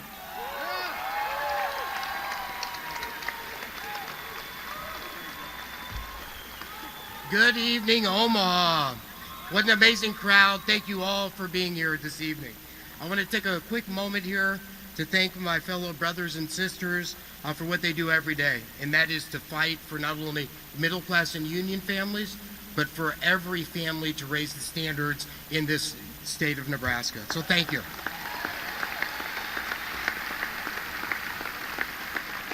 I also want to take a quick moment of personal privilege and say hello to my son. Next month, you will be graduating in this same arena. I love you and thank you for all you do.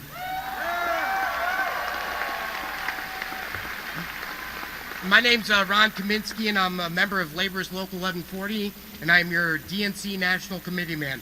Thanks again for all you being here. I got involved in politics when I was in high school. I found out real quickly who stands up for working families and organized labor, and who didn't. You may not be part of a union, you may not know anybody in the union, but unions raise the standards for everybody.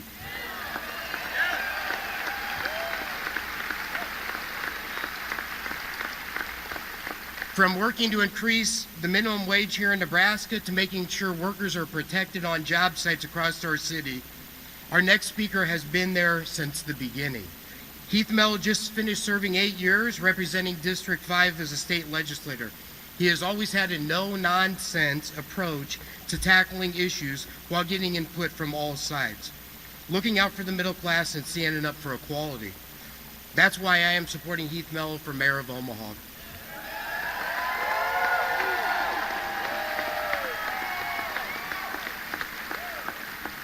He really cares about people. He's progressive and wants to make sure all of our residents in this city have a voice in making decisions. He was born in Omaha and he comes from a working class family. There's no question what I will be doing outside of work the next 19 days, and I'm asking you all to do the same. We have one chance to get this right, one chance. We need all hands on deck, whether volunteering to make phone calls, knocking on doors, contributing, or spreading the word with friends and family about voting for Heath Mello on May 9th. You really can make the difference and can help bring the change that we need in the city of Omaha for the better.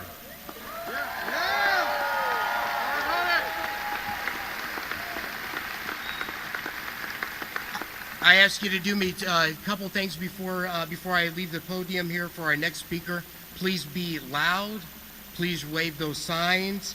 And thank you all for being here. Have a good night.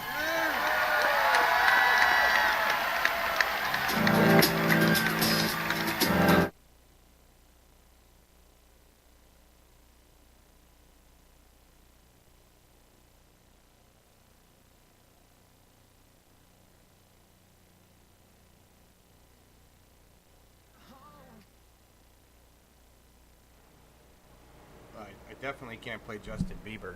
Jeez. Or no, who is that? I don't know who that is. Some pop tune. Can't play pop tunes, mostly.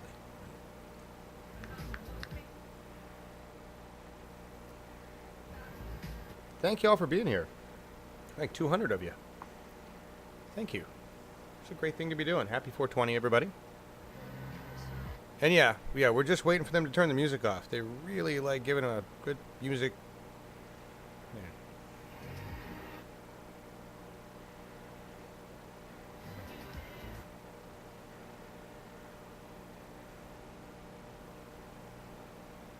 We're going to some change on May 9th, right? That's what I thought. That's what I thought.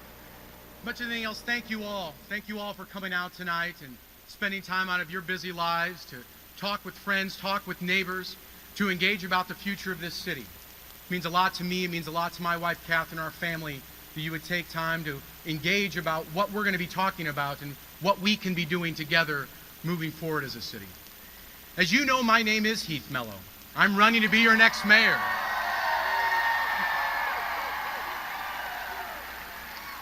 I'm running to be your next mayor because I truly believe we can be a better city. That we need to begin tonight building the Omaha of the future. An Omaha that's more welcoming, more connected, and more innovative.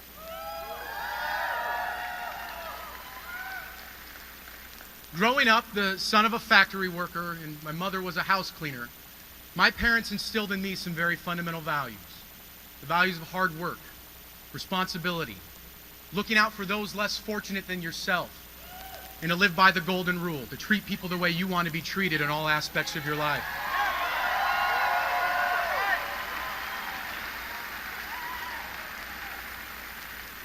And when I was the first in our family to be able to go to college after high school, my parents left me with 2 bits of wisdom. The first was to dream big no matter what I decided to do with my life. And the second was to never stop believing that tomorrow can be better than today.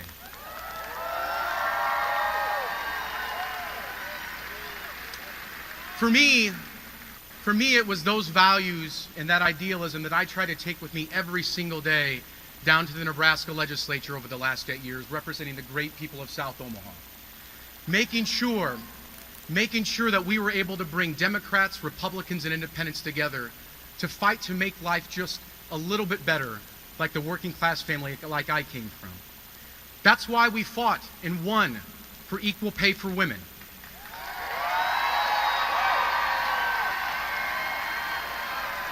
That's why we fought and won to expand access to health care for women and children.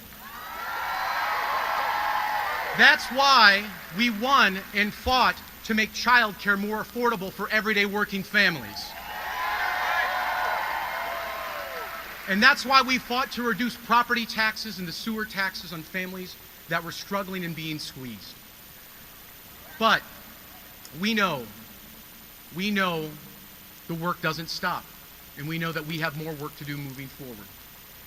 And when I announced my candidacy about 7 months ago to be your next mayor, I said then, as I say every day, that I was motivated by two reasons. The first reason was I just believe the city of Omaha needs a unifying, aspirational vision for the future.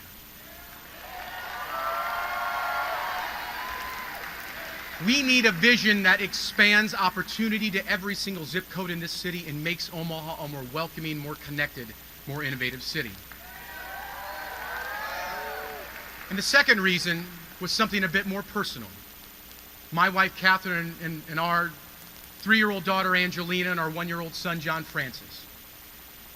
And we know when we put our babies to bed at night that we're not the only ones across this city who lie awake at night and wonder what they're going to inherit, not just from us, but inherit from us as a city.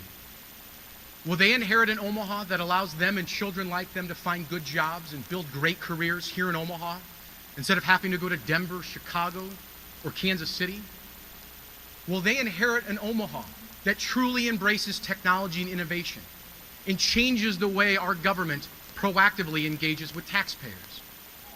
Will they inherit an Omaha that's inclusive and responsive to all, no matter the color that we were born, no matter who we love, no matter what church we worship at, or no matter what our political affiliation may be? Will they inherit an Omaha that provides hope to the hopelessness and make sure that no matter what zip code you live in, you have a safe neighborhood that provides you living wage jobs, behavioral health care, reliable transportation, and quality, affordable housing?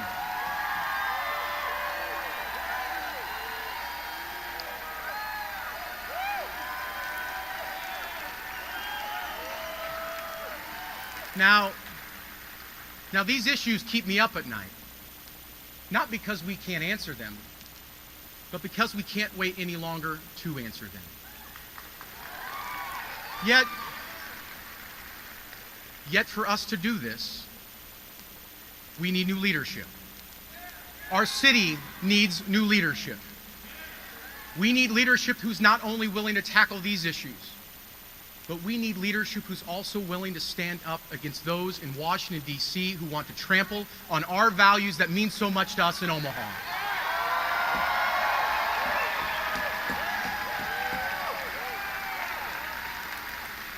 Values like inclusion and having a mayor who stands with immigrants, refugees, our LGBTQ plus brothers and sisters.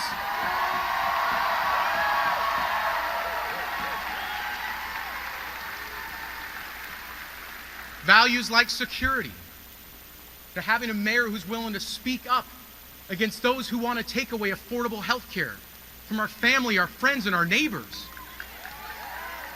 Values like conservation, and having a mayor who doesn't just believe climate change is real, but believe we have an obligation to address it for my children, for your children, for all of our children.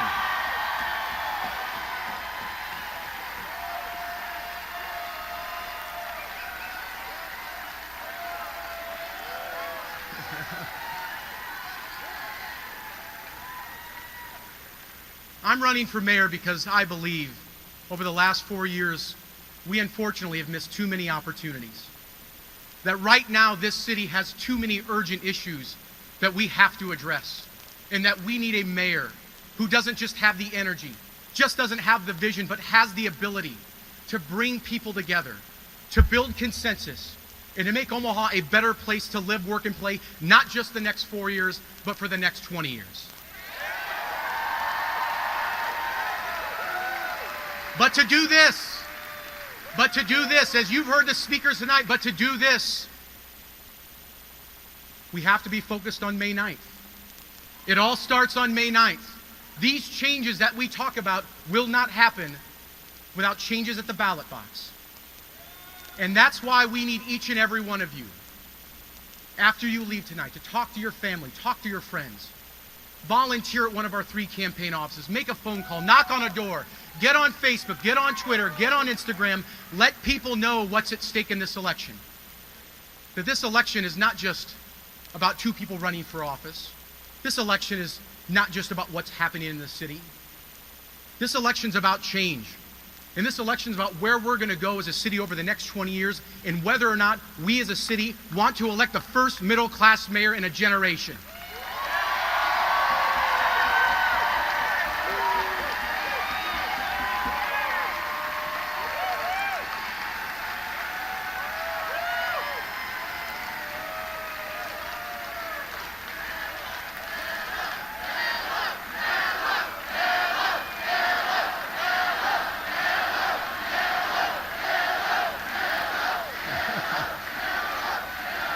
Thank you, thank you, thank you, thank you so much. As I close tonight, I think we all know that a lot of us have struggled with what's been happening around our country over the last 6 months. That we know to some extent politics was never supposed to be this bad. That politics was supposed to be hopeful. It was supposed to give people a reason to believe in something more than themselves. And this campaign for the last 7 months has tried to engage you at your homes, your businesses, your churches, neighborhood meetings, trying to get you to believe in something bigger, to believe in a city that can do more than what we're doing now, to believe in a city that looks to the future and believes that every single one of us in this room tonight and everyone across our city has a seat at the decision-making table in the mayor's office. With your help over the 19 days, we will get there. We will get there in 19 days with your help. And we will change this city for the future. We will bring more people to the table. And we will build a better Omaha, not just for the next 4 years, but for the next 20 years. Thank you so much. God bless you. God bless this great city. Thank you for coming out tonight.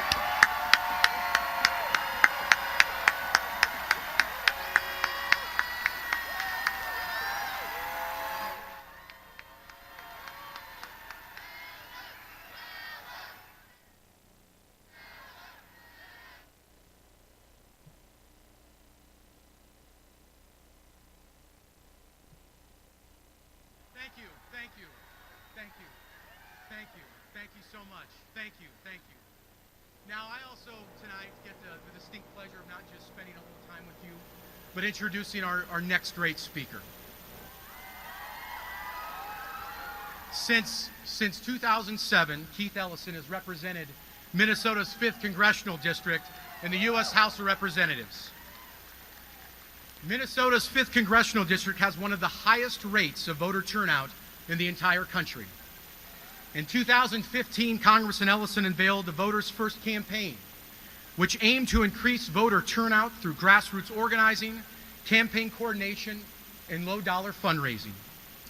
As the DNC Deputy Chair, Congressman Ellison will be charged with grassroots mobilization and fundraising and outreaching to progressive and labor communities, coordination with national campaign committees, and online voter engagement through Democrats Live. Congressman Ellison will also serve as a liaison to the DNC's Western Caucus, the Ethnic Council, the Midwest Caucus, the Native American Council, the Black Caucus, and the Labor Council.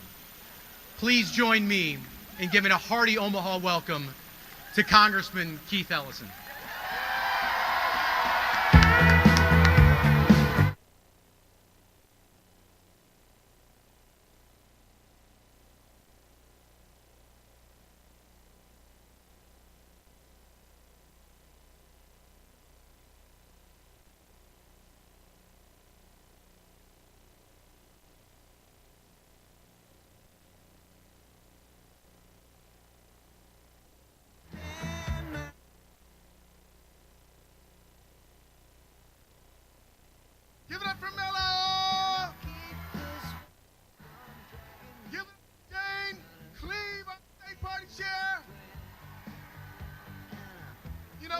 here fighting for unity, y'all. What do you think about unity? Y'all for some unity around here? Let me talk to you a little bit about unity. Unity is one of those things that's easy to say, but it's actually a struggle to establish. I want to tell you that we had a demonstration of unity up on this stage and in this arena that is so beautiful. And yet, it's not easy.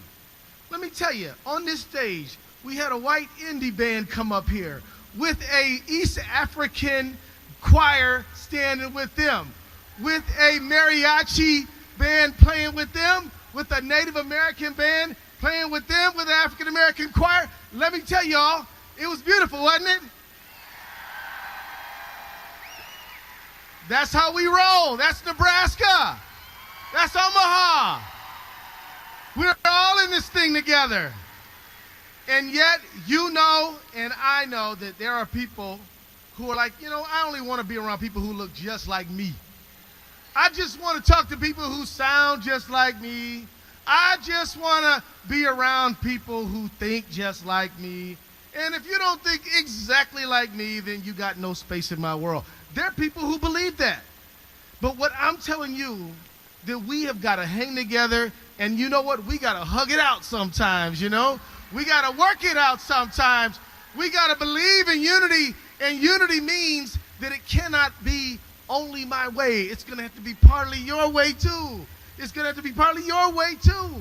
And I might just learn a little something if I'm willing to engage with you and understand you, because we are brothers and sisters of each other. And that means that you got to listen to me a little bit, and I got to listen to you a little bit. And we may not agree on everything, but we agree on the basics, don't we? We agree that everybody deserves respect, don't we? We agree that everybody ought to be treated with equality and with dignity. We believe these things. We believe in the core dignity of every person, and we're going to fight for it. And we also believe that this economy ought to work for everybody. We believe that we got one planet Earth, and we better take good care of it and stop trashing it. And we better get into some renewable energy.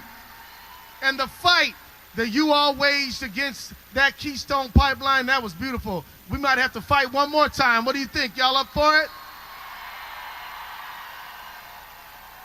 I'm telling you, the unity is a struggle. And I'm going to tell you, I ran a race for DNC chair. Maybe y'all heard something about it. I don't know. But I'm here to tell you that anybody supported me, you support Tom Perez right here, right now. That is my friend. That is my boy. That is my guy. And we are together. We are united. We got to come together. Bernie Sanders is about some unity, isn't he? Love that Bernie, man. Whoa, I can't wait for y'all to hear about him. But I'm telling you, the fact is that we are in a national debate about who matters and who is included and who could be part of this great nation of ours. And you have got to be willing to stand up and fight for that American unity. You've got to stand up and fight for the simple idea that maybe God, His infinite wisdom, says that the garden ought to have different colored flowers and different sizes and different leaves, and just it doesn't have to be all the same, right? Maybe it's okay if you could be friends with somebody who loves someone who is the same sex as them, right? You could be friends with somebody who's a different color than you. You can be friends with somebody who was born in a different place than you. And it is very important that we fight for these things, that we come together around what we share and what we believe in. We all believe in respect. We all believe in a fair economy. We all believe in renewable energy. And we better get tough, because the people on the other side, they don't believe those things. And so we got business with them. I'm not kidding. We got business, y'all. Because look, if somebody said, I believe, and I hope you believe, that everybody ought to be able to go to the doctor if they're sick. And there's some folks out there who say, well, yeah, we believe that if they can pay. And we believe that, you know what, America's a great nation and there's a room enough for all of us. And if people are suffering through war and starvation and famine and poverty and they got to come here to be safe, then they're welcome to be here. We believe that. We believe that. We believe in that. We believe in it.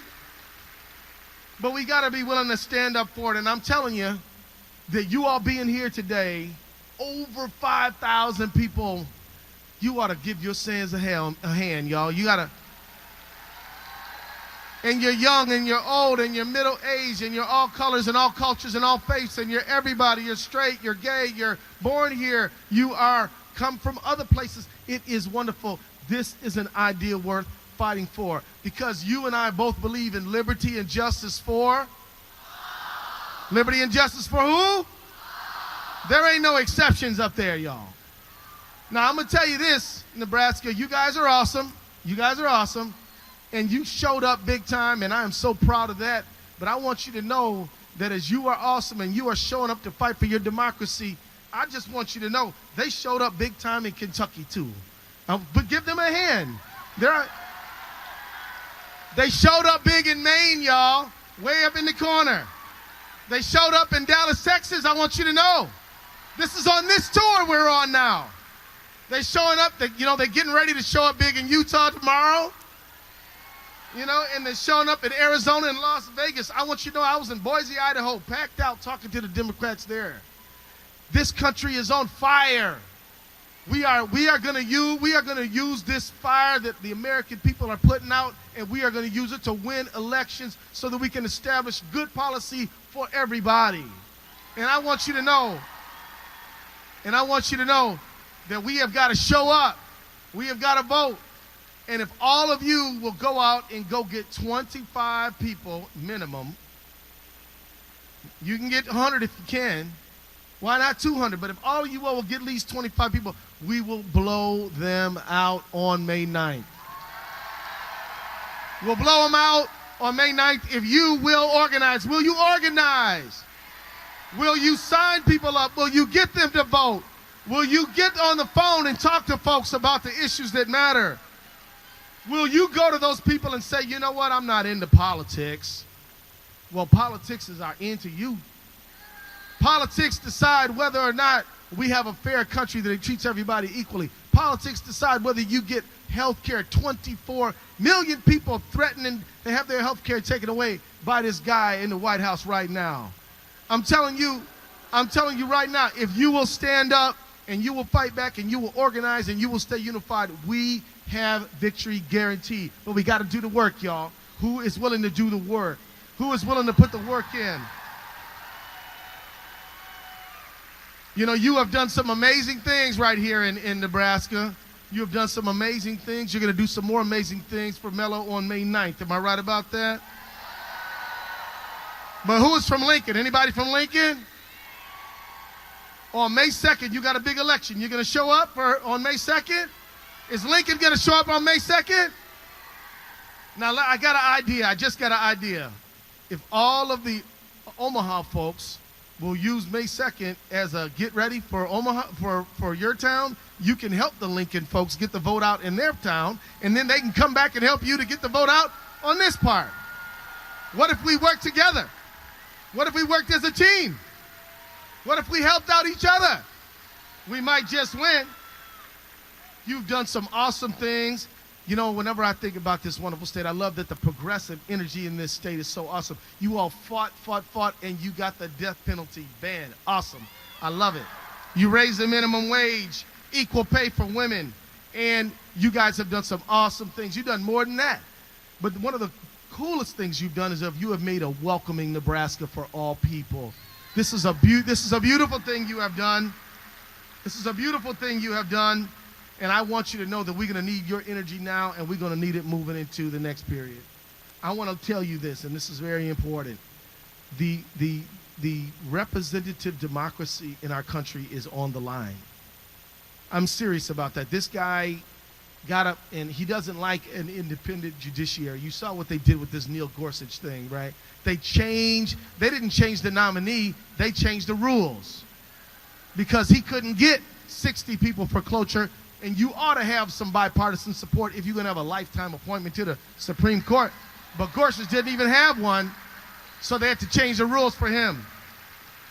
This guy, there was a judge in Indiana, born in Indiana, but he said, oh, he can't be fair to me because he's a Mexican.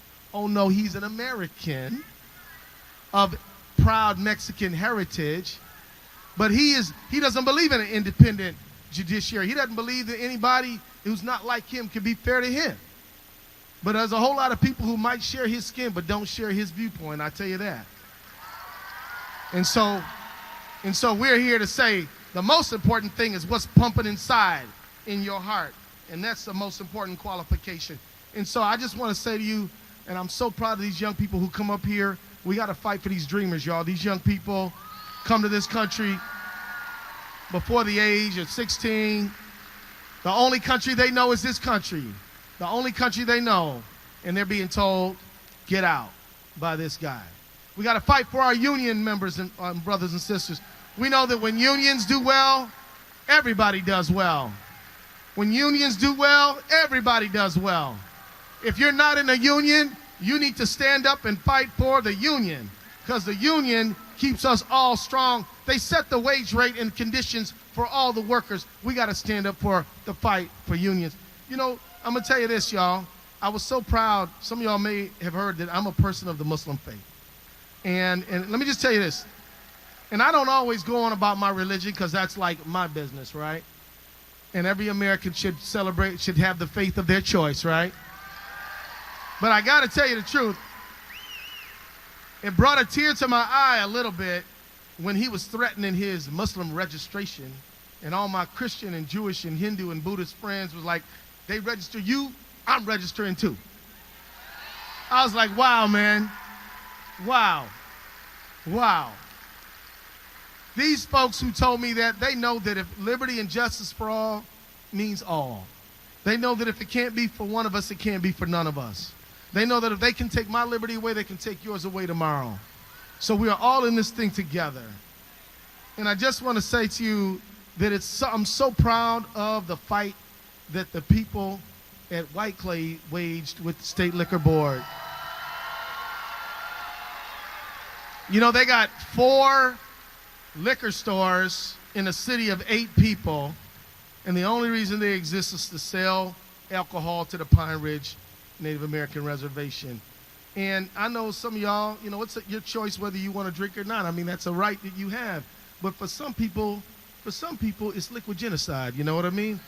And the fact that they made an argument that this should not continue this way, you shouldn't be able to just market and push this stuff into that community that has already suffered, and the fact that you shut them down, that's a hand that you should get right there. It's awesome. It just proves what organizing can do. It proves what working together will do. It proves that fighting together will lead to victory. So I'm about to let you, the next voice you hear is going to be a guy who lifted up the banner of economic justice for all, of liberty and justice for all. The next voice you hear is going to be the person who's actually, as a matter of fact, the most popular politician in America today. The next person you hear didn't just explode all expectations in the election, but came on board to unify to fight Trump in the general election, which I'm very proud of him for that. I was proud to support Bernie in the primary, but I was proud to join with him to support Hillary Clinton in the general. And I want to just let you all know that Bernie is not just using the capital he built up in that election to just sit around. He is going all over this country. He is organizing everywhere, and that is exactly what all of us should do. The next person you hear from will be Bernie Sanders.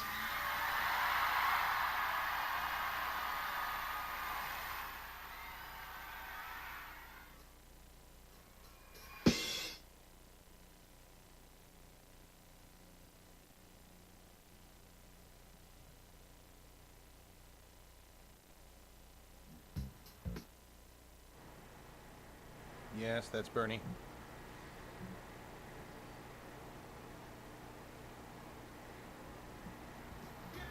And I can't play that music. That's Bernie, everybody. what we're all here for.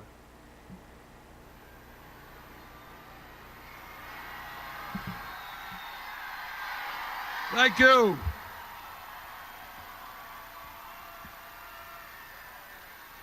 It looks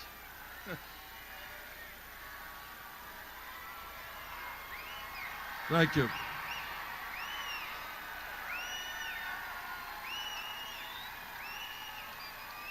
Omaha, are you ready for a political revolution? Are you ready to elect Heath Mello as your next mayor?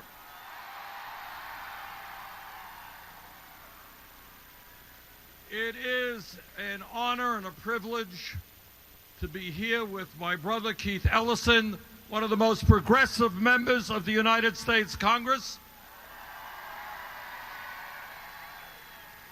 It is an honor to be here with the brothers and sisters in the trade union movement, in the Omaha NEA, with the Omaha firefighters,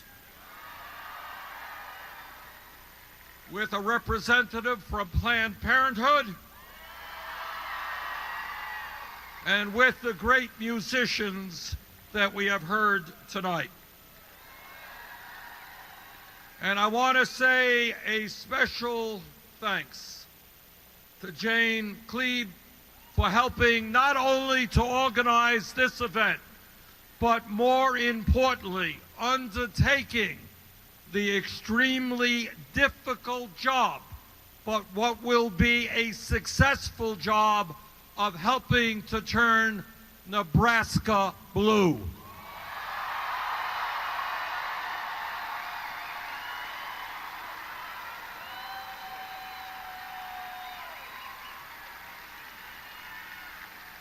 Brothers and sisters,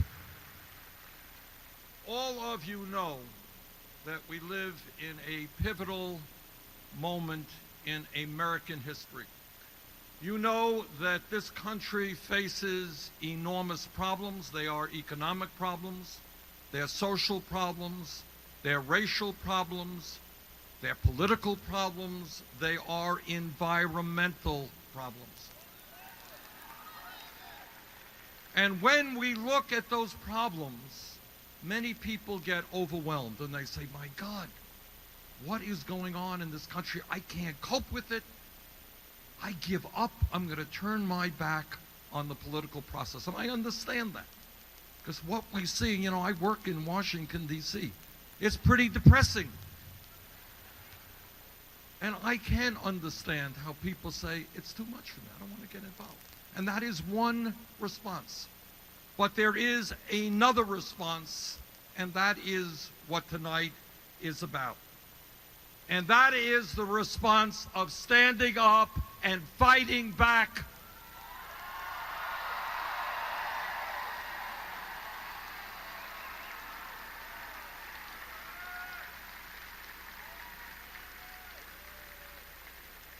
That is the response of taking on powerful special interests and demanding and fighting for a government and an economy that represents all of us, not just the 1%.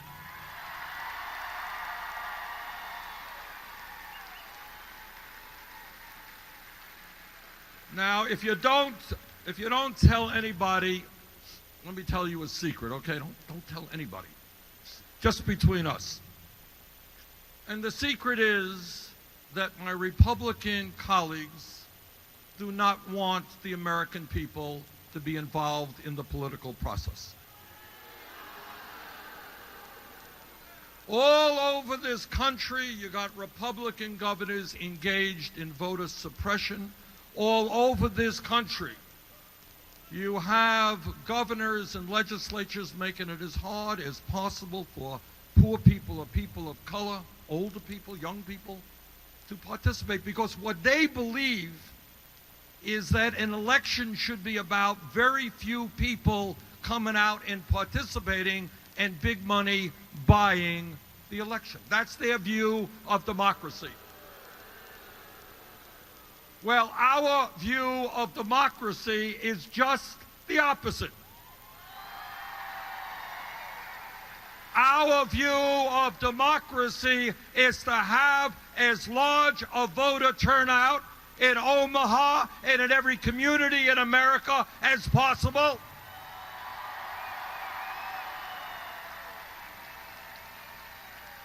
Our view is to overturn this disastrous Citizens United Supreme Court decision. And our view is to create a democracy which is one person, one vote, not billionaires like the Koch brothers buying elections.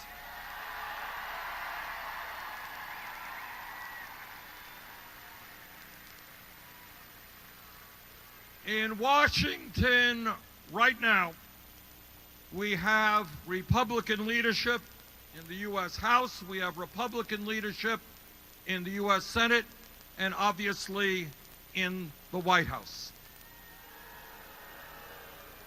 And every single day, through word and through action, the Republican leadership is telling us that they are there for the billionaire class, and they're turning their backs on working families and the middle class. Let me just give you a few very clear examples. Now, I know, pundits talk about red states, Nebraska, blue states, Vermont. I don't believe that stuff. I really don't believe it.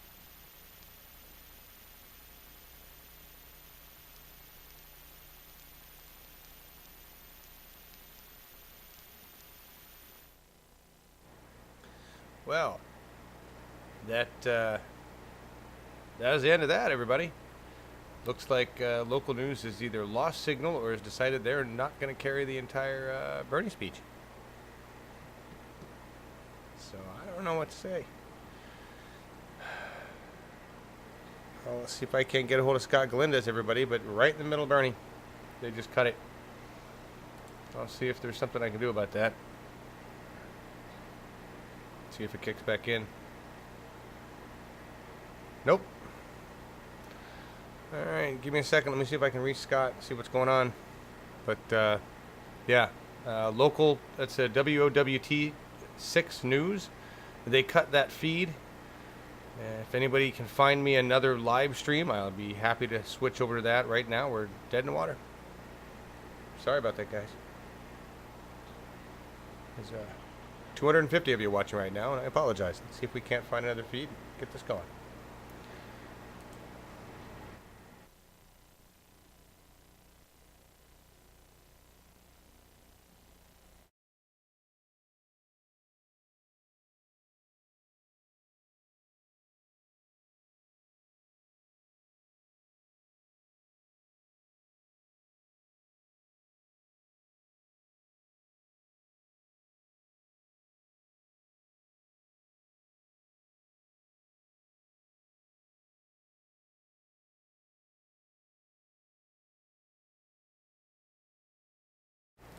Hang on, folks. I got a spinning wheel of death on the stream. Maybe they just lost signal. Hang on, everybody. We may be in luck.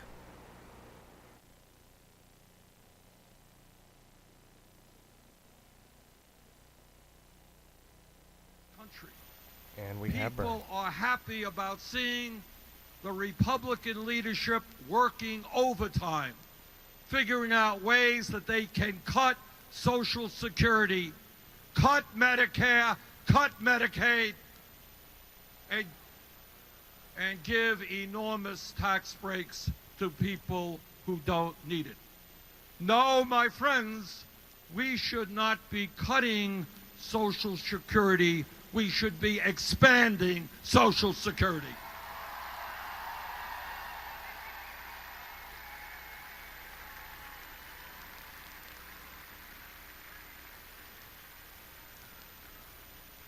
I do not believe that the people in Nebraska, Vermont, or in any other state thinks that it makes sense that at a time when we spend more on defense than the next 12 nations, that we should be spending in the next 2 years another $80 billion on defense, at the same time as Trump is proposing major cuts in after-school programs, Pell Grants, heating assistance programs, and the WIC program, which provides nutrition for low-income moms and their babies. And then on top of that, they want to cut the Meals on Wheels program. I think the leadership, the Republican leadership in Washington, has a moral compass which is way, way, way different than where the American people are today.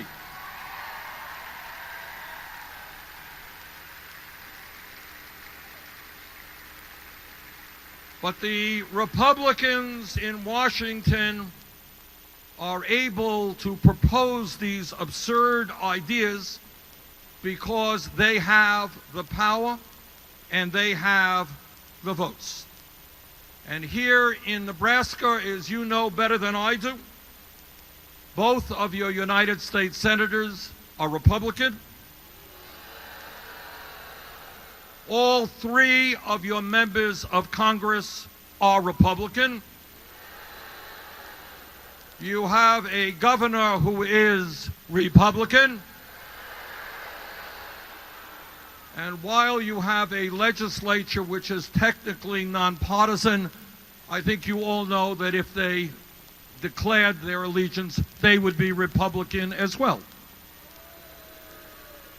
And then here in Omaha, the largest city in your state, you also have a Republican mayor.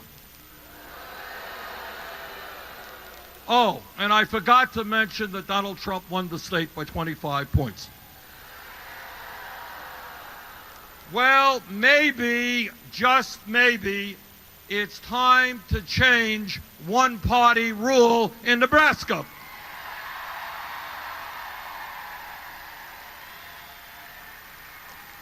And we can start right here by electing Heath Mello as the next mayor.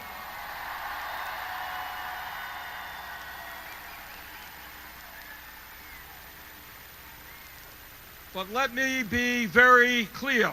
It is not just Nebraska, which is a one-party state, and it is not just in Nebraska where Republicans have dominant political control. Today, Republicans control almost 2/3 of the governor's seats in this country. And in the last 8+ years, Republicans have gained some 900 seats in state legislatures all across this country. Which leads me, and I believe you, to some pretty obvious conclusions. And that conclusion is that the Democratic Party's current strategy and practices are not working. And we need fundamental changes in how the Democratic Party functions.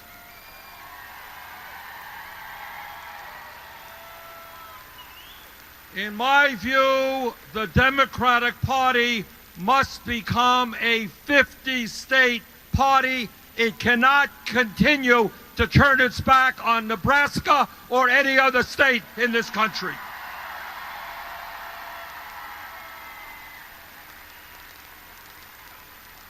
The Democratic Party will not regain control of the House and the Senate unless we stand up for working people in 50 states, not just the West Coast and the East Coast.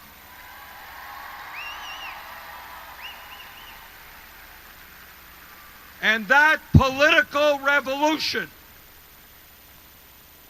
that ability and capability of creating a 50-state party starts here tonight in Omaha, Nebraska.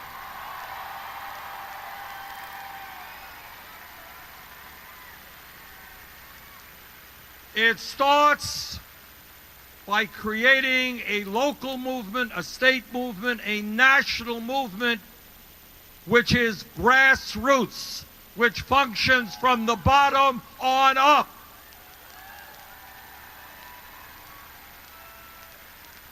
Which focuses on bringing people together, as Jane has tonight, not just spend all of our time raising money from wealthier people.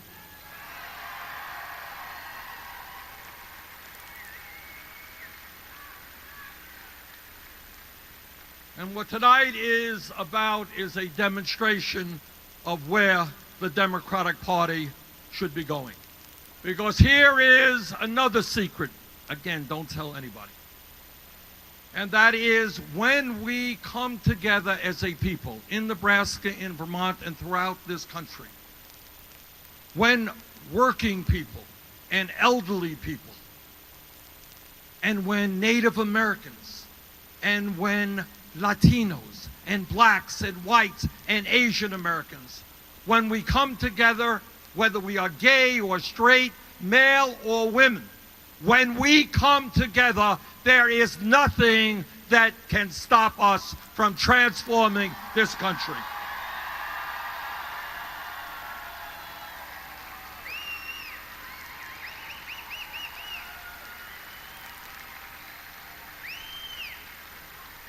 So what you are doing here in Omaha, in Nebraska, is of extraordinary importance, not only for this city, but for the country, and I thank you very much for what you're doing.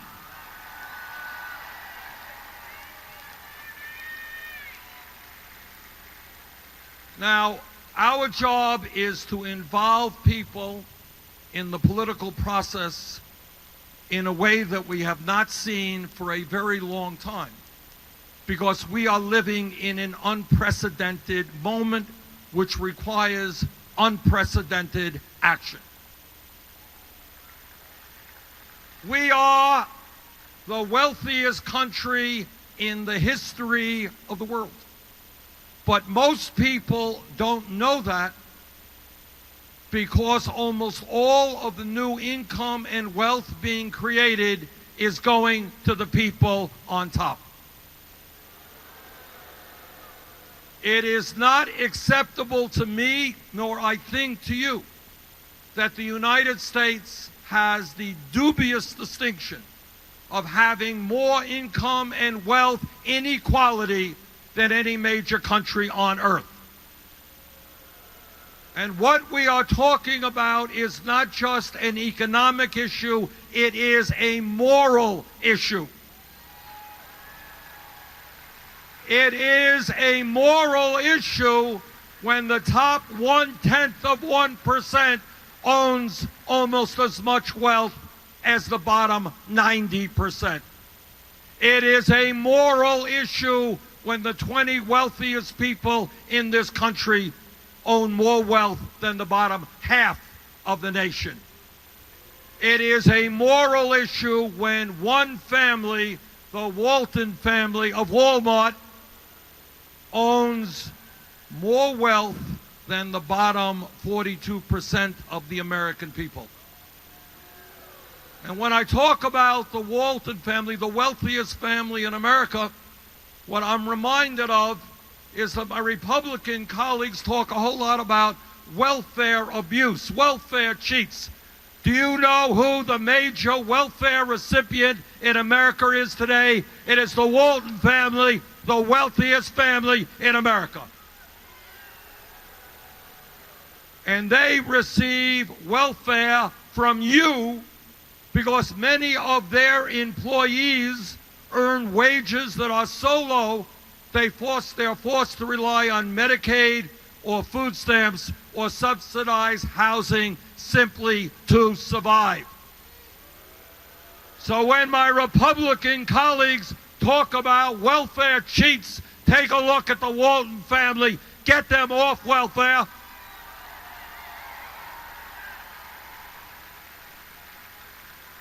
And let's demand that they pay their workers a living wage.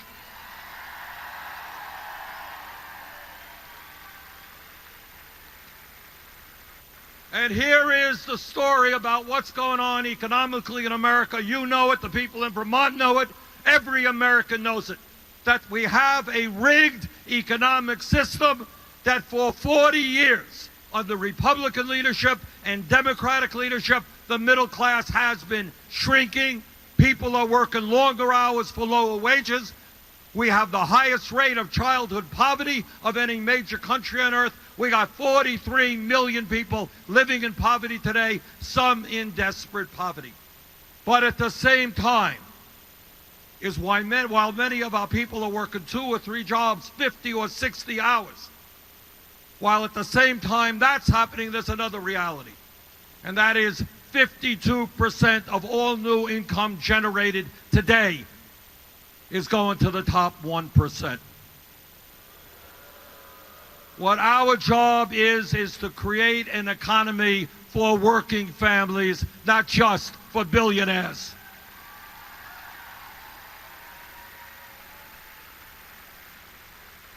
There are a lot of realities in this country that we don't talk about. You don't see it on the television. You don't hear it discussed in Congress.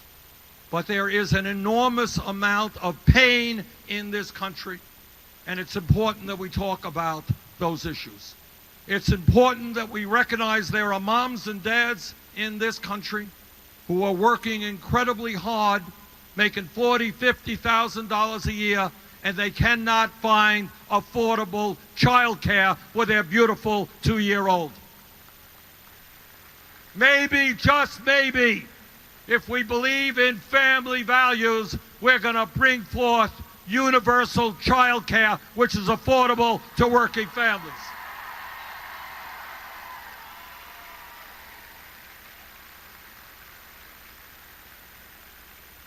And when we talk about basic necessities of life, we all know that health care is one of those realities, because we're all going to get sick and we're all going to end up in the hospital at some point or another. Every other major country on earth guarantees health care to all of their people as a right. We have got to join the rest of the industrialized world.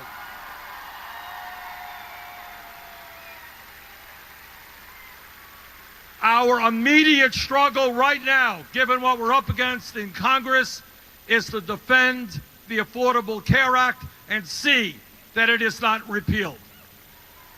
But tomorrow, the day after we win that struggle, we have got to fight for a Medicare for all single-payer program.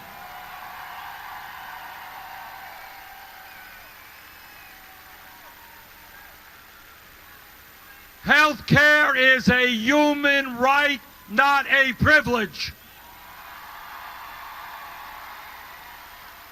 And we cannot continue a dysfunctional health care system which works for the drug companies and the insurance companies but does not work for the American people. And when we talk about health care, let us not forget for 1 second that we pay by far the highest prices in the world for prescription drugs. Right now in Nebraska, Vermont, all over this country, 1 out of 5 people under 65 who walks into a doctor's office and gets a prescription cannot afford to fill that prescription. That is crazy. It is crazy that older people are cutting their pills in half because they cannot afford the outrageous cost of medicine they're forced to pay. Our message to the drug companies: you are going to lower your outrageously high prices.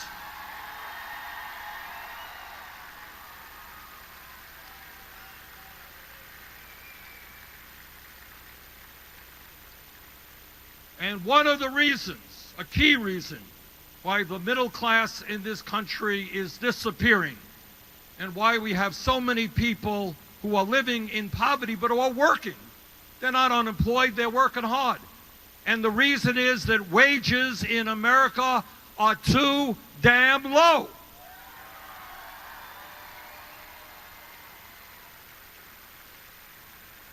Now, here is an idea that is not a radical idea, it is an American idea. And that is, if you work 40 hours a week, you should not be living in poverty.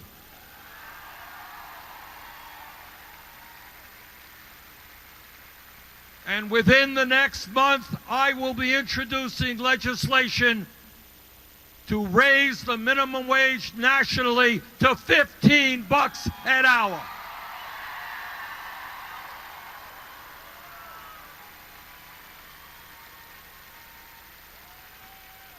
People have a right to spend some time with their kids. They should not have to work 60, 70 hours in order to survive as a family. And when we talk about wages in America, I know that every man in this arena will stand with the women to end the disgrace of women earning 79 cents on the dollar compared to men.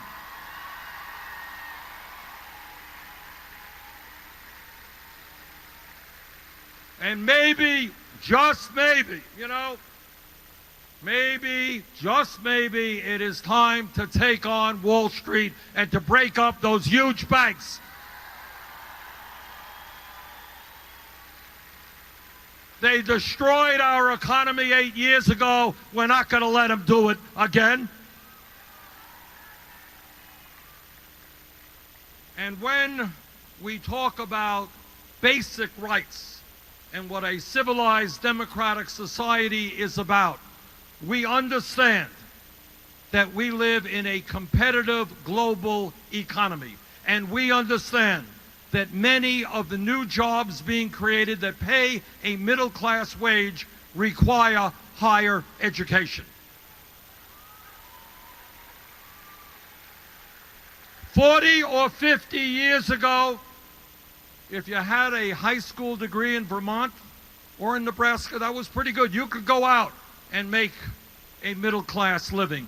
The world has changed, the economy has changed, technology has changed. And that is why today, when we talk about public education, it's not good enough to talk about K through the 12th grade. We need to make our public colleges and universities tuition free.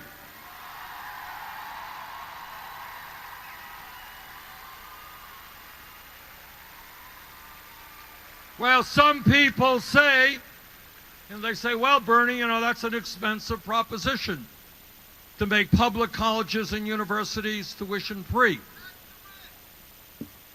It's not a bad idea. But 8 years ago, 9 years ago, when Wall Street went under, Wall Street came to the Congress and they said, bail us out. Remember that? And they got $700 billion from the Treasury, and they got a lot more in low-interest loans from the Fed. Well, I think maybe now is the time to place a tax on Wall Street speculation to help us pay for free tuition at public colleges and universities. And when we talk about higher education, let's not forget the millions of people in this country who have been struggling for decades with outrageous levels of student debt. We got to lower student debt in this country. If you could buy a new car with 2 or 3% interest rates, you should not have to pay 6, 8, 10% interest rates on your student debt.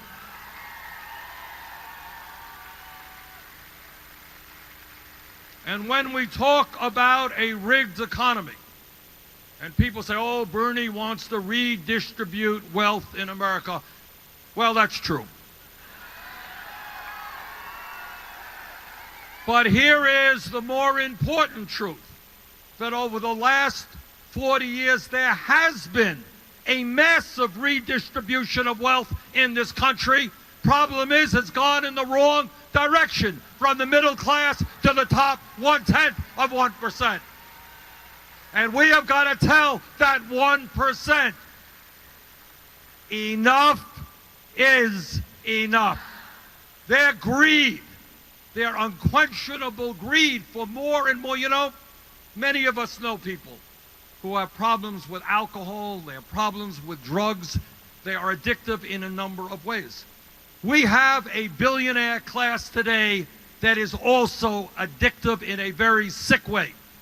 They think that $5 billion is not enough, $10 billion is not enough. They need more and more and more. And if it means destroying Social Security, Medicare, and Medicaid to enhance their fortunes, that's what they want to do. And I ask them, you tell me, how many yachts do you need? How many mansions do you need? How many cars do you need? Give us a break. You can't have it all.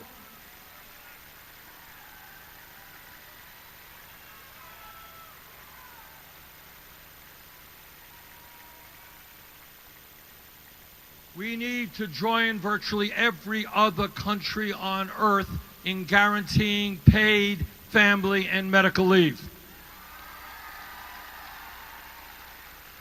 Don't tell me that it is acceptable that a woman in Nebraska or Vermont who gives birth today to a beautiful baby will be forced to go back to work in a week or two because she lacks the income to stay home with her baby. That's not what this country is supposed to be. 12 weeks paid family and medical leave. That's what we need.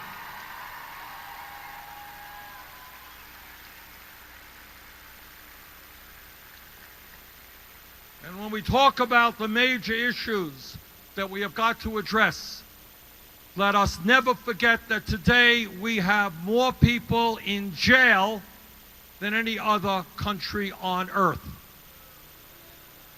We have over 2 million people in jail, and we're spending $80 billion a year to lock people up, people who are disproportionately African American, Latino, and Native Americans.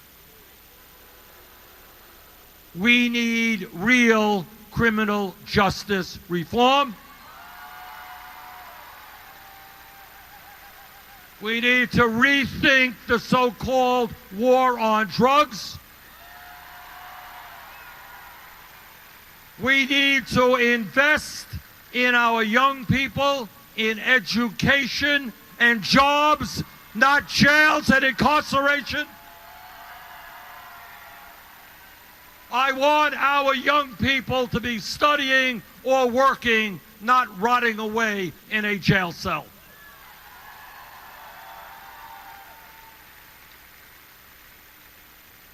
And I say to President Trump and his friends, stop scapegoating 11 million undocumented people in this country.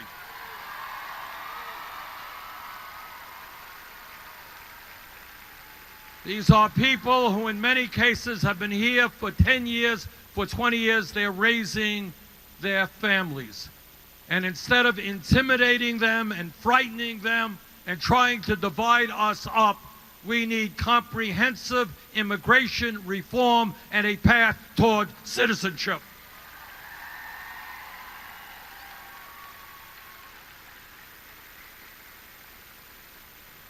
And let me also tell you something that you already know, and that is that climate change is real. Climate change is caused by human activity.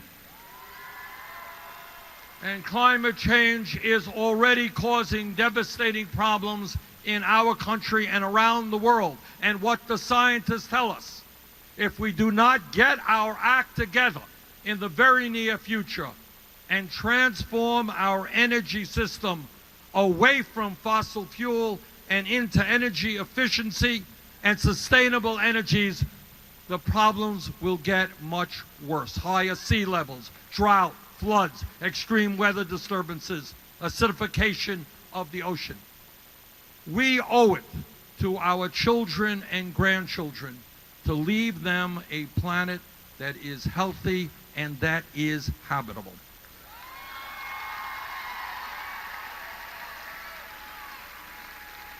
And I say to President Trump and his appointee, Scott Pruitt, who's head of the EPA, you are familiar with Mr. Pruitt, that instead of listening to the fossil fuel industry, start listening to the scientific community.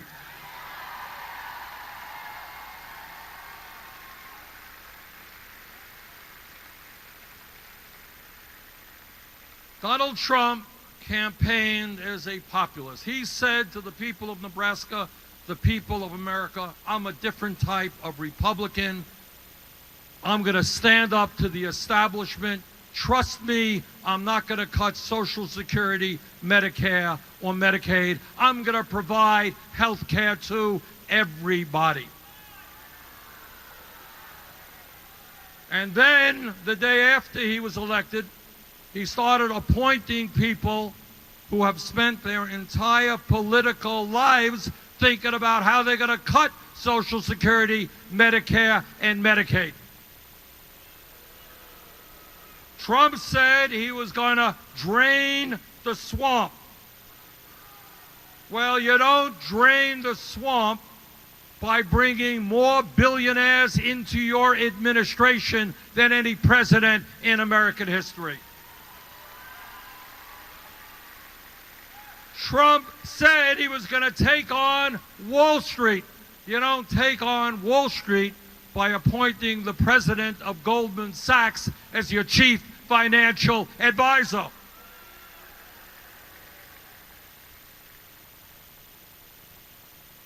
Donald Trump campaigned on one set of principles. He is governing on a very different set of principles. And what his administration is about is more tax breaks for people who don't need it, huge increases in military spending, and efforts to cut Medicare, Medicaid, education, and environmental protection. That's their agenda. Now, our effort, what we need to do here in Omaha and around this country, is to rally the American people. Because the truth of the matter is, relatively few Americans support that right-wing agenda. You go around this state and you ask people who voted for Donald Trump, you ask them whether they think it makes sense to give tax breaks to billionaires and cut Social Security, Medicare, and Medicaid. I suspect very few agree with that. Now, our opponents all over this country, with the Koch brothers and other billionaires, they have a lot of money and they have a lot of power.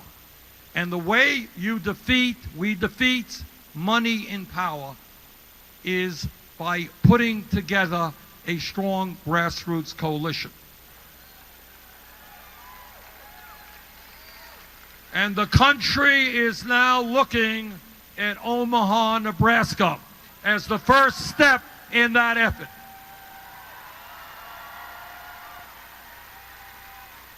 So, brothers and sisters, I ask of you two things. In the next couple of weeks, work as hard as you can to make sure that Heath gets elected mayor. But let me say, don't give up the day after he is elected. I speak to you as a former mayor, as mayor of Burlington, Vermont, for 4 terms. And a mayor is going to need the support of the people against powerful opposition if we're going to build a first-class transportation system, affordable housing, rebuild crumbling roads, making the best education system possible, protecting the environment. So Heath needs your help now. He will need your help the day after the election. Let us show the world what grassroots involvement, grassroots democracy is about. Let's elect Heath, the next mayor of Omaha, Nebraska. Thank you very much.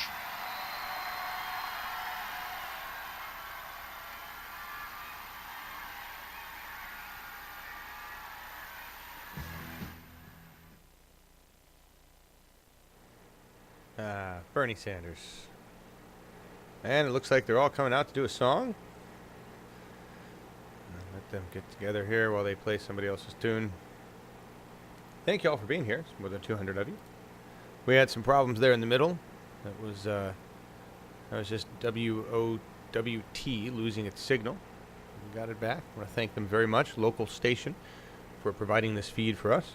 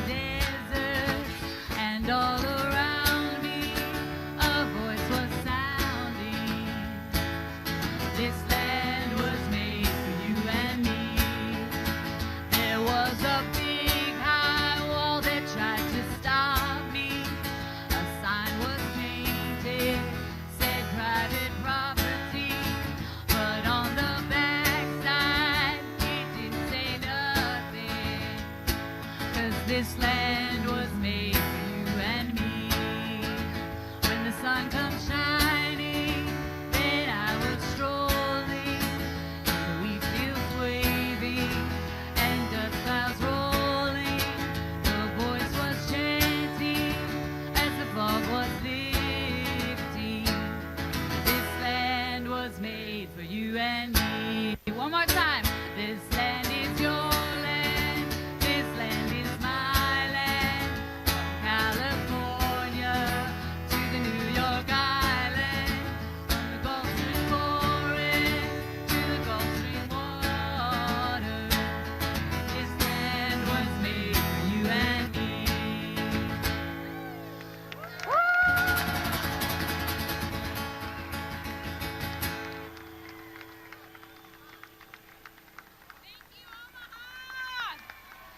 Make sure you go vote if you're in Lincoln May 2nd, Omaha May 9th. Get out the vote, turn out your neighbors. We can do this. We are not just a blue dot. Lakes make Nebraska blue.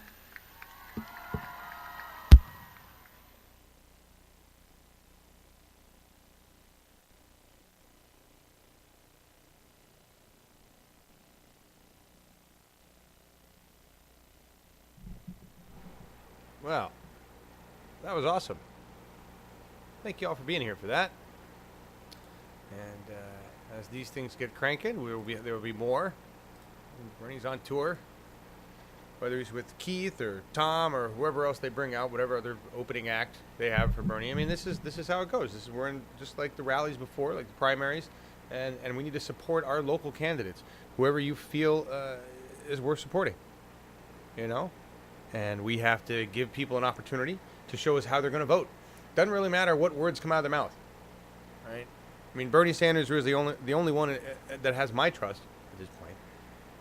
He's got 30 years of voting record to back that up. I'm waiting to see how all of these new Dems vote, right? So and then it's our job. It's our job to either praise their good work or encourage better work or kick them out. Okay? Take their place. Run for office. Right. Thank you all for being here. Spence and Barbara and Brom. See you tomorrow for Awake with Marcus and John. We're going to give the German top billing because, they're ahead of us country-wise anyway. You know that? Anyway, tomorrow on Awake, 10:30 a.m. Pacific. Bye, everybody. I don't even have a song. We want to go out with it. We just heard it's a great song. They did a lovely job. I don't have anything to play. I don't have anything to play. I'm just going to go. Totally not prepared. Peace, everybody. Happy 420. What are you smoking? This is a Tillamook strawberry right here. You're going tomorrow.